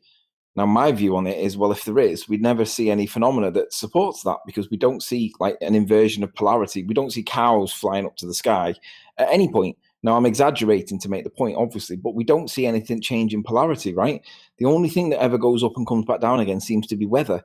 But what else goes up and comes back down other than man-made peeling balloons or whatever? So I've challenged Witsit Gets It to demonstrate that an electromagnetic effect that can make stuff accelerate. See if you can get the egg tester, the egg to do what he thinks it should do, if his claim is correct. It's in the pre-show, right at the end of the pre-show. And I've even spelt it out for him with regards to his hypothesis, his null hypothesis, his independent variable, his dependent variable, because he's going to have to accept his null hypothesis. But that means he's going to have to make a concession. And I don't think he's going to test it, because I don't believe that he'll want to make the concession. But it's all out there for anybody that wants to go back and listen. And Witsit Gets It. If you go back and listen, execute it. See if you can do it and support your assertion that electromagnetism in any way demonstrates some real world. I'm going to have to mute. Hang on. No worries. So I'll do a plug for my own show then. Unless Witsit Gets It becomes a member, he'll be able to see that on Nathan Oakley channel. That's tomorrow, Tuesday. So what is the date today? Is it the 7th today? Yeah, so Tuesday the 8th of December. That'll come out on Nathan Oakley channel. If you're not already subscribed to Nathan Oakley channel, then subscribe today. There is a link below. I'll also do a couple of quick shout-outs as it's the live show. So Michael Seklovsky, who I think is the longest-standing contributor to me.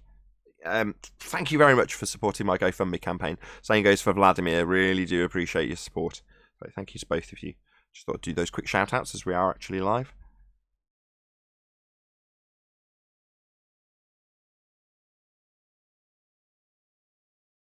Well, that killed the mood. My bad for shouting out my GoFundMe. How dare you, Nathan? Outrageous. Support Nathan right now in the super chat. Could do a couple of other plugs. I've plugged you a few times since I actually do get to watch your show now, Arwin. I've plugged that plenty. Paula had a great show yesterday. Yeah, she was talking about how things get broken down when you remove certain punctuation, and then how things can get retranslated slightly differently based on punctuation. Now, she did mention in that particular show, this is Bible literalist Paula, that she had made shows on it before, and I'm like, oh, this is right up my street. So I sat intrigued throughout the whole presentation. It was great. I know you were in that chat yesterday as well, weren't you, Arwin? Yes, I was. Yeah, Paula is to me, she's like not in a mind controlling way, but like a high priestess of Christ, basically teaching the details that I would not even be able to look at if it wasn't for her, because she's so deeply studied, and she also gets the esoterics of it, not just the exoterics. And it's every time I'm there, I'm always like, whoa, I did not know that before. I have something to ponder upon now. So yes, Bible literalist is ace. Yes, subscribe to her right now. She's in the chat now, so check her out. The thing I take from it is the fact that not necessarily the subject is obviously biblical, but to be accurate in terms of what she details, she's got to be more scholarly. In other words, when she's going through her process, that in and of itself has nothing to do with the religious nature of the test. Sometimes it does because of the language, but on the whole, it's just being educated to be able to pull it apart in the way she does. She's just got to know her stuff. So, for an example, she'll use, well, quite often use words that I don't know, which I love. I'm like, what does that word mean? And then I'll look it up, and she'll tell me before I've normally managed to look it up on Google. But that is what I take away from it. Somebody who's extremely well educated and knows how to study. So I get like, it's like this is how you should study. This is how you should present information if you studied it correctly. That's what I get from Paula's show. And obviously it's related to biblical information in the most part, not always. So, contextually, if you're interested in the Bible, Paula's definitely going to be of interest to you. That said, you've got to be...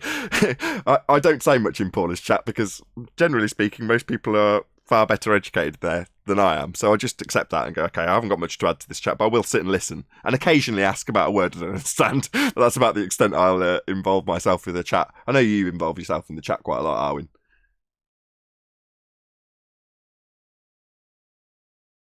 Yes, I do, when I'm not casting magic spells. Yes. What? I missed that last part. Just taking the mickey out of you because you disappeared. I'm sorry. So, another shout out to Bible literalist, also to Arwin, who now runs a 2-hour show. So starting at midday on a UK time, you can check out Arwin, which means I can check out Arwin too, which is lovely, which I didn't used to be able to because it started pretty much as I started setting up for the Flat Earth Debate Show. So ARWIJN, check him out. Also, as you've heard lots of him today, Sleeping Warrior, who has, for the last couple of months at least, become a little bit more political in nature and a lot less Flat Earth orientated. So check out Sleeping Warrior's channel. Be here or be sphere for Arwin, Bible literalist, and Sleeping Warrior. Did you want a plug as well, Chocolate? Feel free. Chocolate saying, ladies and gentlemen, a man of few words. With that, I'm going to say a huge, massive, enormous thank you, first and foremost, to both Google and G+, Google, whatever we're calling it now, the Meet panel, Meet, and Discord for making today's live show possible. If you are watching on either Nathan Oakley 1980 or Nathan Oakley premiering streams, however, stay tuned, as there will be an after show to follow. I've been Nathan Oakley, and I'll see you all in the next video.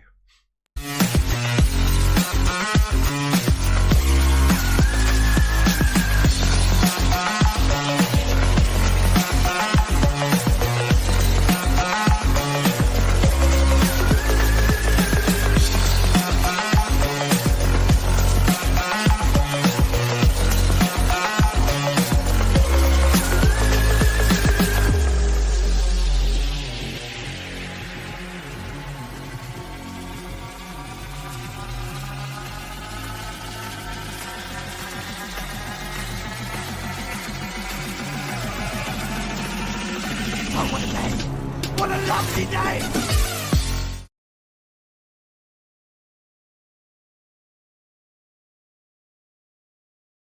Dum dum dum dum dum. I like to squeeze the long version of the outro in wherever I can, just because I like it better. like the music.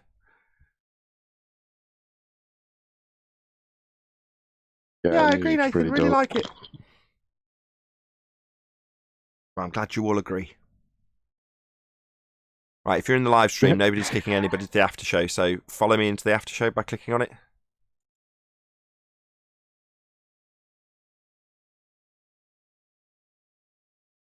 Everyone's gone quiet. Arwin, Chocolate, Neil, Anthony. Sorry, I was enjoying the outro. I've noticed you've been playing the Outlaw, Nathan. Yes, I saw you in the Discord server, Adam. So initially, just to clear up that comment, which I detect the tone, I moaned because it was too long and cut it right back. And I'm sure Adam was very offended, given it was his long and hard work to actually produce it in the first instance, for me to just turn around and go, "Smile's too long, what are you doing?" Now, over I thought time... it was a pre-agreed, Nathan. I thought it was a kind of an unwritten rule that I knew that was happening, that you were... Whatever I did. Yeah, I'd hack it down. Generally, Adam would do a lot of hard work, and I'd go, "It's too long," and then hack it down. So when it came to my own intro, I said the same exact thing. However, the original version, which isn't that long, because it was probably 10th video Adam had been made at that stage, and every time I said it was too long, he'd intentionally made it that bit shorter. And the condensed version, which is still over a minute long, is actually really pumping in terms of the music itself. It sounds wicked on my hi-fi.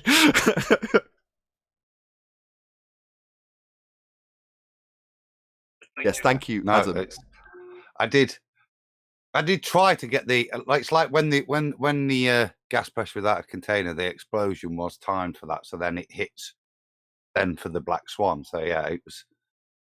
But you do nice edits. Like I really like the short versions of the Ball Busters now. You know what I mean? So they're really cool. It's nice to have the long cinematic version as well. But yeah, I thought it was quite cool. You were throwing ones in at the end, so I'd stay and listen to the end one. That's what I trained. Blasphemer. I did it in college. Blasphemer. The long intro from Ballbusters is the best intro ever made by man. Yeah. Thank you, Owen. I still use all of those, so I hacked down that long intro and then just added different music to it. But that's what I learned in college. So I did editing in college, and I'm not a particularly creative person, but I can certainly hack things down.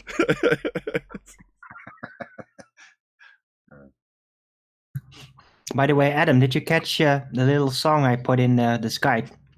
I might want to use that. My wife told me to turn it off. She said it was making her feel sick.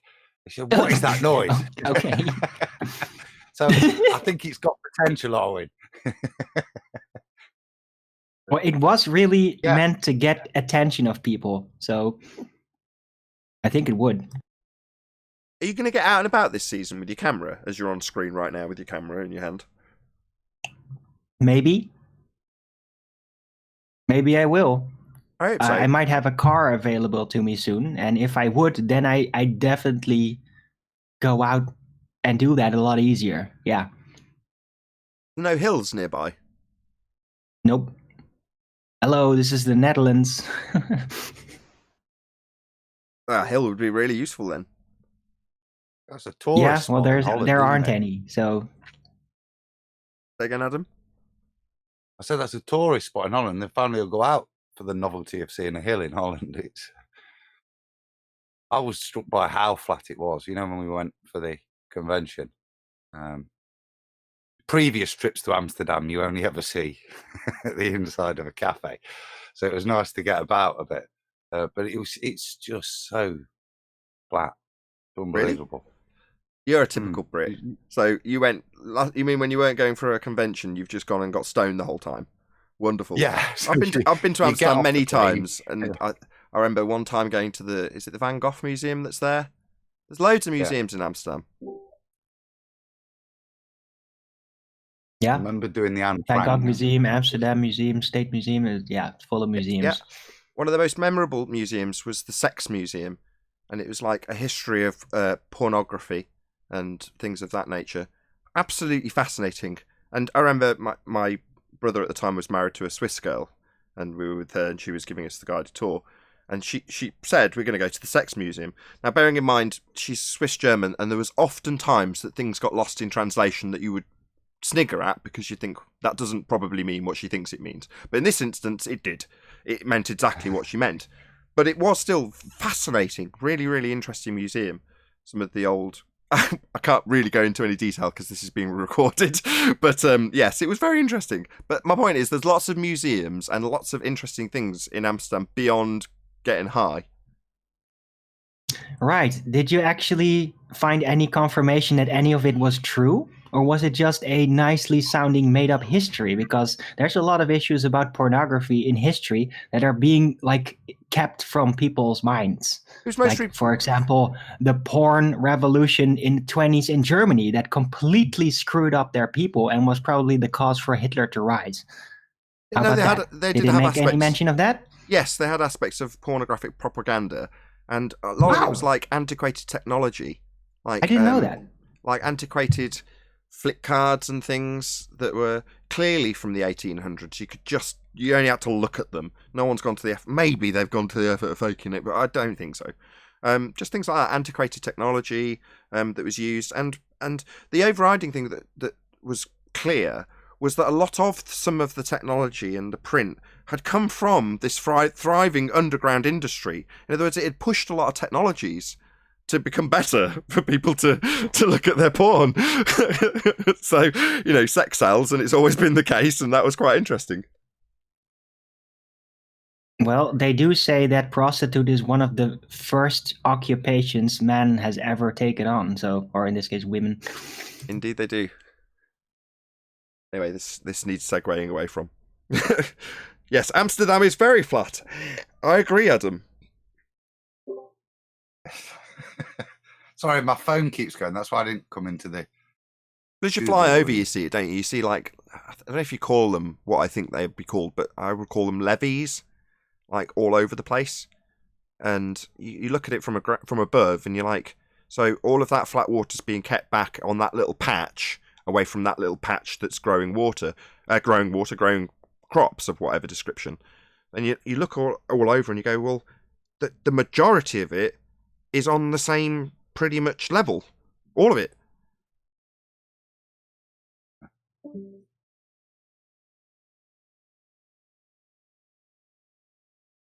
Well, it's basically a city built on what was before that just river and a bunch of swamps. So it's no surprise that it's all as flat as it can get. You know how Amsterdam is built, right? They take these giant wooden poles that used to be wood, I don't know what they do now, and they just ram it into the mud, like at least 300 feet deep or something, before they can get it solid enough to build a foundation on, because it's all just swamp mud and shit. That's how Amsterdam's made. That swamp mud, Owen, that allows you to use wood. They drive the piles in, but because the swamp mud's so thick and there's no oxygen there, the wood doesn't rot. Doesn't rot. Yes, correct. Yeah. Fascinating how that works.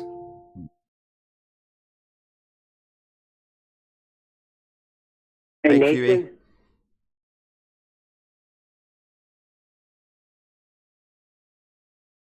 Every time. Hey, QE. Morning, sir. Good morning. Hi, QE. Tune into the live show? What's up, Adam? No, man, I'm having problems getting up. Sorry. Fair enough. Have you not had breakfast then? No, I haven't. The cat has. Just hooked him up. This getting old thing's getting old. This getting old thing's getting old. Well, it's not going to get any younger. Good point. Good weekend, apart from a barrage of messages about how I should be concerned about somebody else. Yeah. Did you see my holiday well wishes?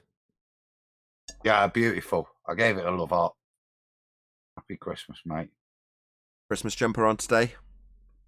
No, that's I did that's notice that, Nathan.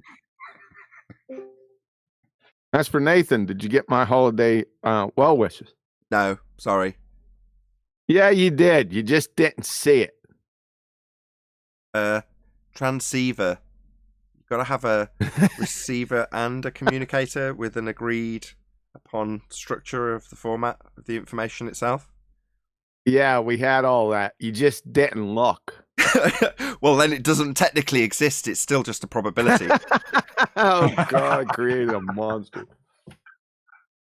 It is, though, isn't it? It could be really, really good for me.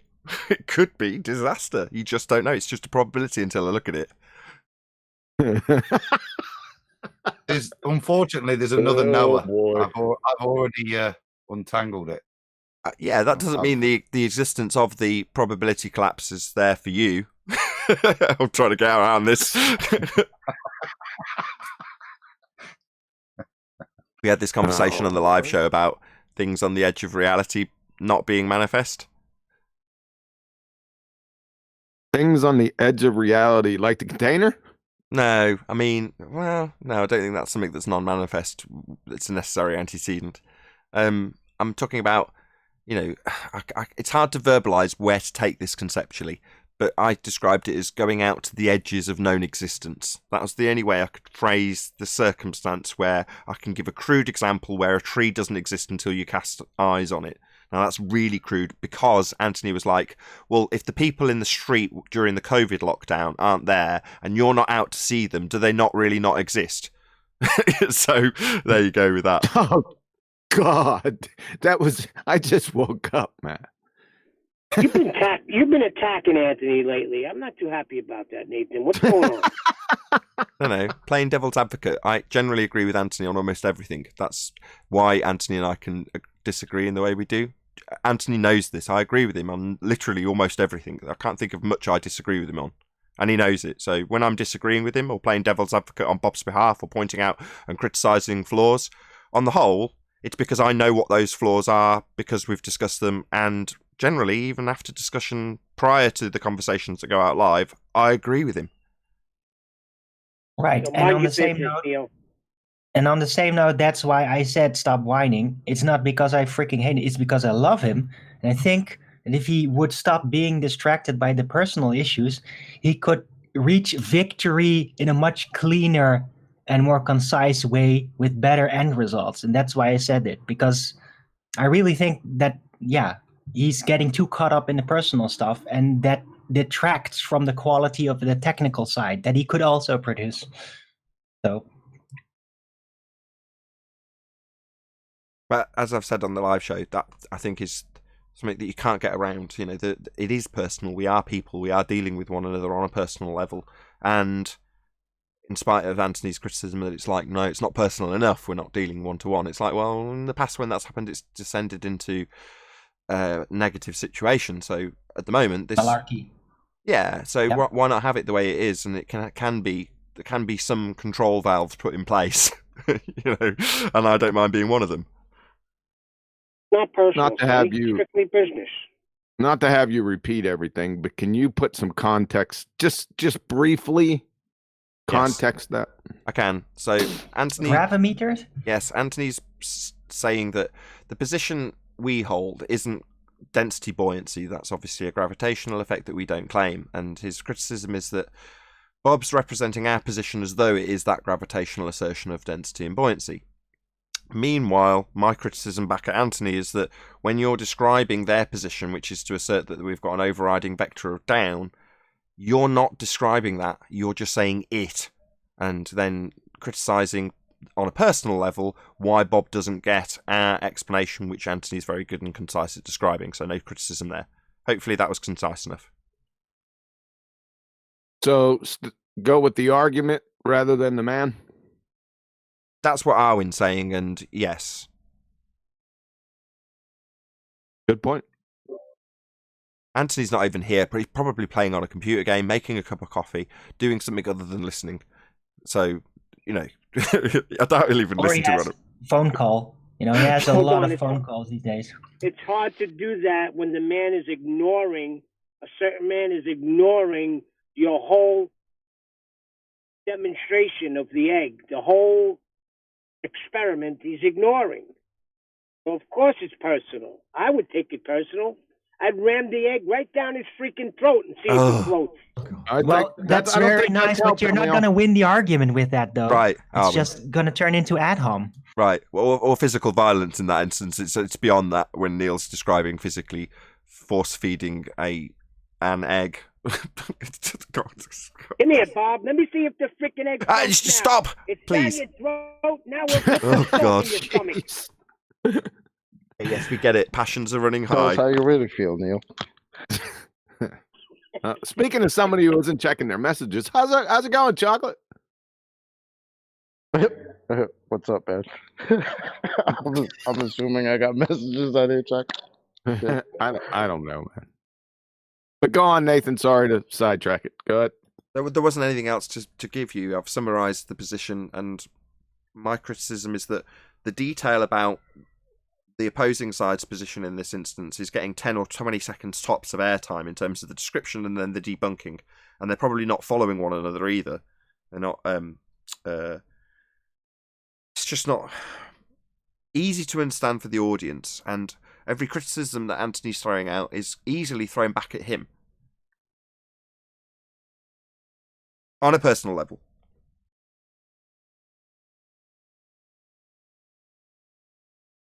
Sorry about that.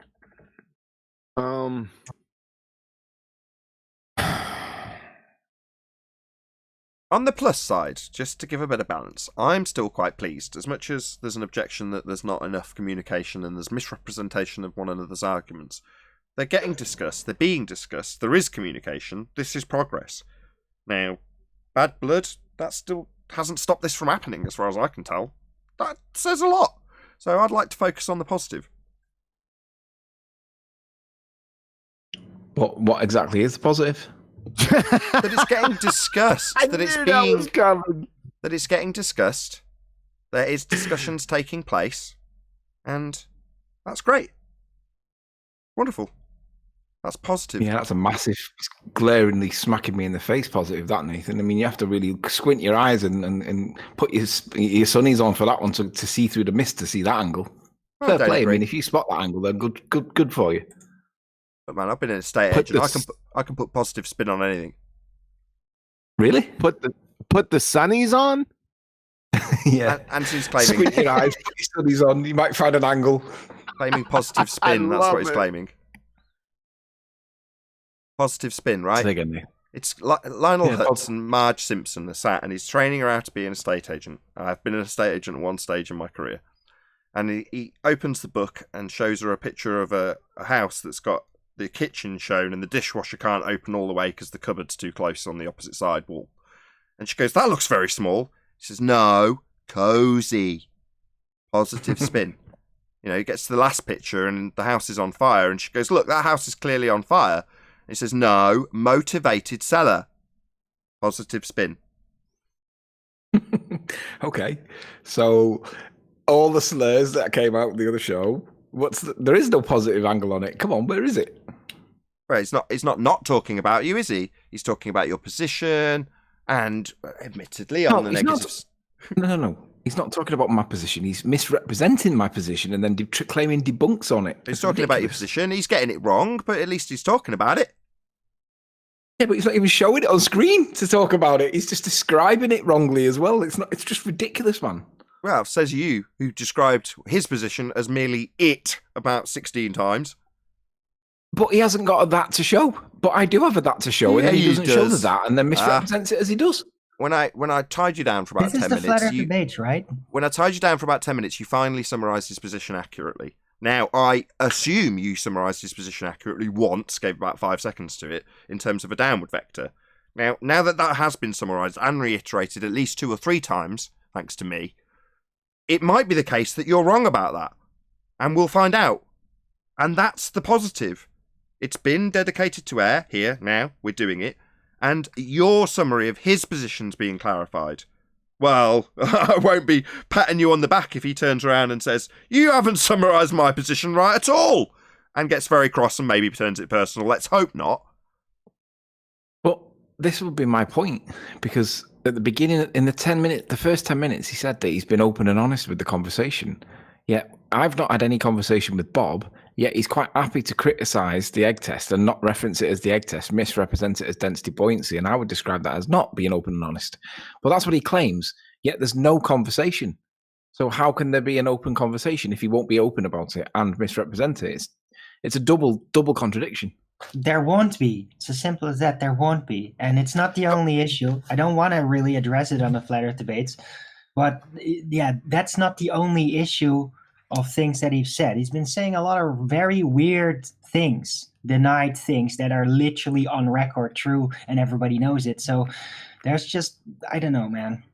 Okay, I just leave it alone for a while. Well, we can find out from other people who aren't us, that aren't directly involved. So we've got a whole panel full of people in Discord. Anybody who's got an opinion on this, unless it's deeply personal against one side or the other, feel free to express it now. We'd like to hear it, or I would like to hear it. I'm sure the audience would like to hear a general person's opinion on this, i.e. not a panel member. So feel free to pipe up in the Discord server. Go ahead. And if there is anybody with personals, I'm all right for that. Nathan might not be, but I'm quite fine. I'll just draw a stop to it. But feel free. Anyone in the Discord? Kick him out, Tony. Nathan. No, kick him. Yeah. Can't sense a reality, Nathan. Hold on. Has anybody got an opinion on this? Is anybody seething about it? Anybody want to express their views? Anybody in Discord? Just hold on 1 second, guys, in Google. All right. Literally nobody. Nobody's got an opinion on this. Nobody cares. See? Nobody cares, Anthony, right? It's only you. Ballers used to come on the show and had arguments. Do you remember, guys? That's not what I mean. I don't mean ballers. Discord. I'm talking about this particular discussion that's taken place between Brian and Witzik that has expanded out into this discussion now. How wonderful that is.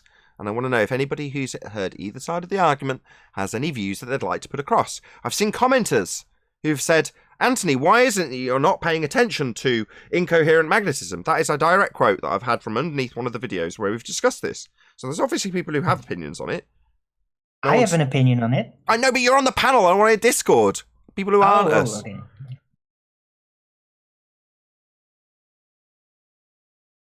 I could log into Discord if you want.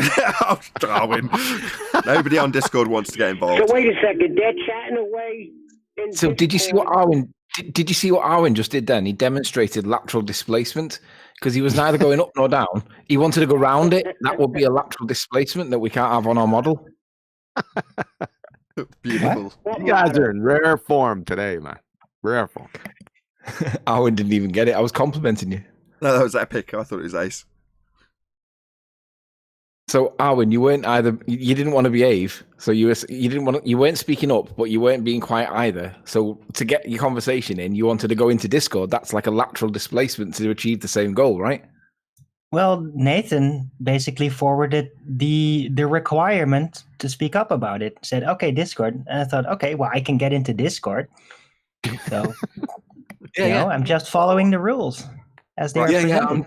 But I'm just saying it's a lateral displacement. It's not an little up or a aside, down move. before we hear the lateral displacement right. joke for the third time, right? This little aside tells me that no one cares, Anthony, right? The only people who are deeply emotionally or personally involved with it are the people discussing it. Because the audience... I have a question. Does beautiful. Anthony oppose an absolute up and down? Because that's Bob's argument, right? That we have an absolute up and down, which is kind of fundamental to our living and every day. We look at the horizon, and what's above the horizon is up. I missed the question. Guys, can you just then talk? Hello? Go ahead, Nathan, something or other, whatever. Go ahead, feel free to continue. Yeah. Does Anthony oppose an absolute up and down?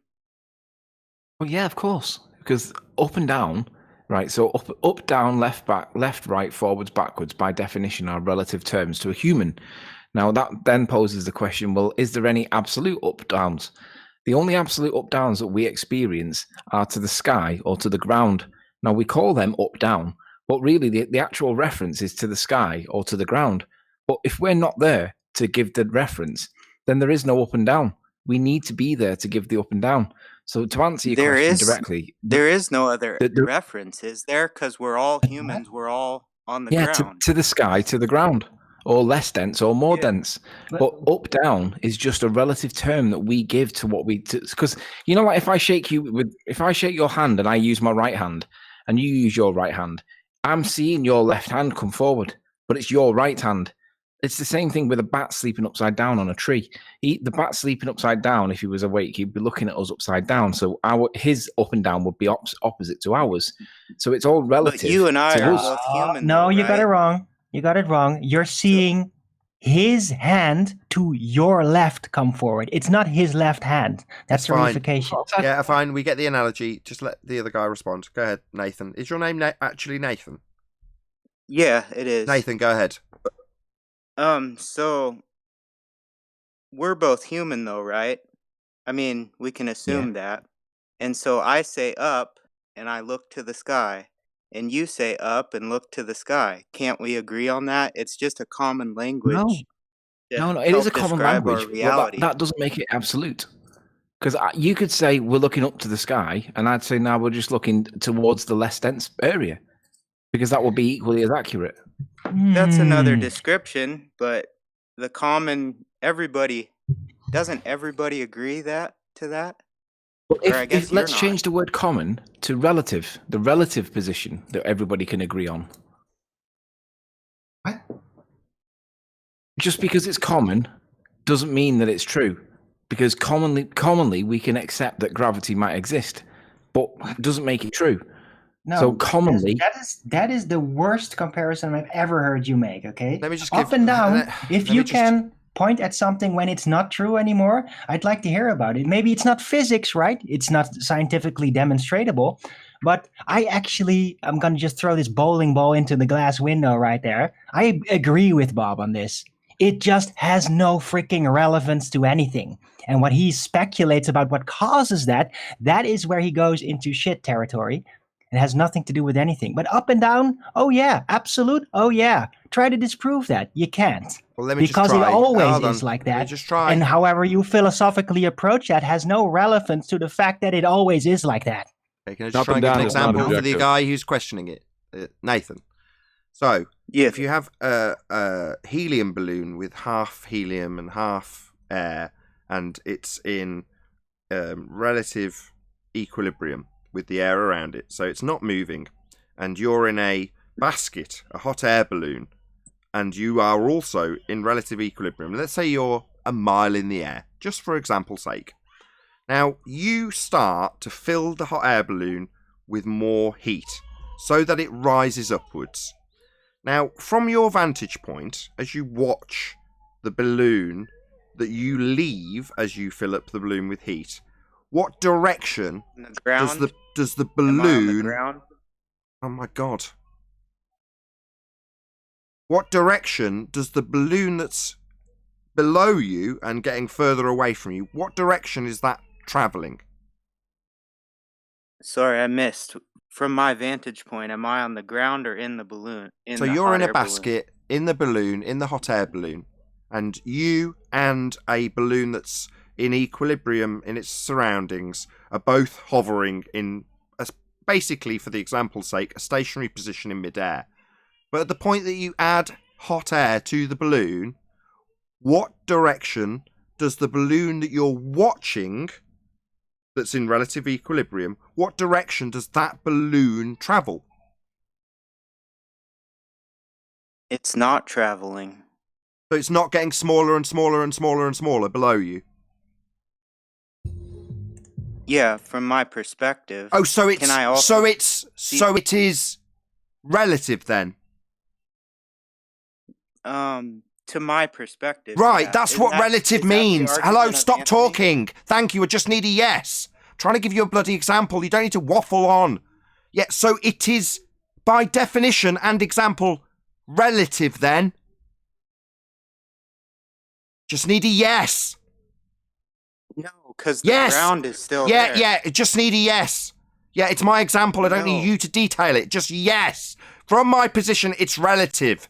That's what we're trying to explain. So you just need to say, yeah, it's relative from my vantage point. For me, relative. Yeah, that's our point. Thank you. Well, I don't agree with that because the ground is not relative. The ground is the Earth. See, this is the problem, though, because what you're saying now is you don't agree with that. What you're doing there is denying the relative nature of our world, because we are in a relative world. We don't have absolute in this world. We're in it. Everything's That's relative to us. crazy to say the world is relative. I mean, we all live in it.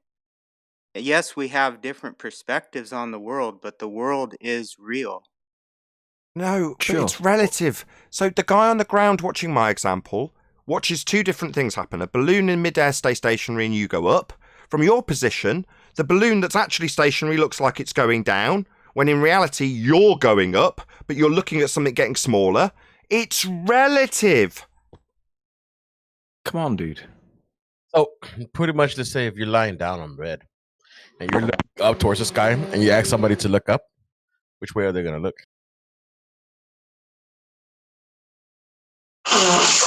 Lovely. Thank you for blowing your nose. That answers that. So the question that he's disagreeing with Bob is that there's a relative up and down? No. Bob is asserting there's an absolute up and down, which by definition is preposterous because up and down are relative. Does he have the assumption that we're all on the ground? I don't know that. I can't divine his thoughts. You'd have to ask him. Well, I mean, that would be my Nathan? argument. We're all on the ground, and so up is above the ground and down is toward the ground. Until I give you an example with you ascending in a balloon. And then it becomes relative only if I'm ascending. Maybe he misunderstands what relative means. Relative is in relationship to something or someone, right? So it's relative to me that up is going up. Yeah, Maybe it's going down to you Einsteinian in relation to relativity you. sort of stuff. No, right? no, it's not Einsteinian relativity. Before relativity Oh, came into brother. existence, people understood that things were relative. You know, it wasn't that people travelling past a train station didn't appreciate that the people aren't moving. It's relative from their position on the train that's moving. People still understood what relative meant prior to Einstein relativity, which is something completely different. I think this is the point that Bob seems to be wanting to try and achieve. Confuse the word relativity with relative, so that he seems not to like it. Now, if that was true, and he can get people thinking that what we're describing is Einsteinian relativity when we're not, we're talking about the relative nature of Earth, then that's a good reason for him to not agree with us. But the reality is we do live in a relative environment relative to each other, to everything that's in it, and everything acts relative to us because that's our environment, that's our reality. Now, the question that was asked was, is there an absolute up and an absolute down? But to answer that question with a yes, you've got to defy relativity in a relative world that we live in. We do live in a relative world. So if you're going to say that there is an absolute up and an absolute down, I'll just say, no, there's an absolute less dense and an absolute more dense. And we're describing the same thing. The only thing that we're doing is putting a different name to it. And you're making it an absolute, and I'm saying it's not, it's relative. But if you think that there's an absolute, then be my guest, you think that. But ultimately, there isn't. No, you were right when you said you have to define absolute and relative. So do that first. Define absolute, Mr. Discord. Well, but can you just do it? Because I was going to round out. Can you define both and then I can round out? All right. So absolute is viewed or existing independently and not in relation to other things, not relative or comparative, as opposed to relative, considered in relation or in proportion to something else. That, I'm going to say a huge, massive, enormous thank you to both Google and Discord panels for making today's after show possible. Of course, a massive thank you to all of you in either Nathan Oakley 1980 or Nathan Oakley Premiering Streams for hopefully smashing the super chat, liking, commenting, sharing, subscribing, and all that good stuff. Be sure to check out nathanoakley.com and the Flat Earth Debate Forum to keep up to date with the community debate. I've been Nathan Oakley, and I'll see you all in the next video.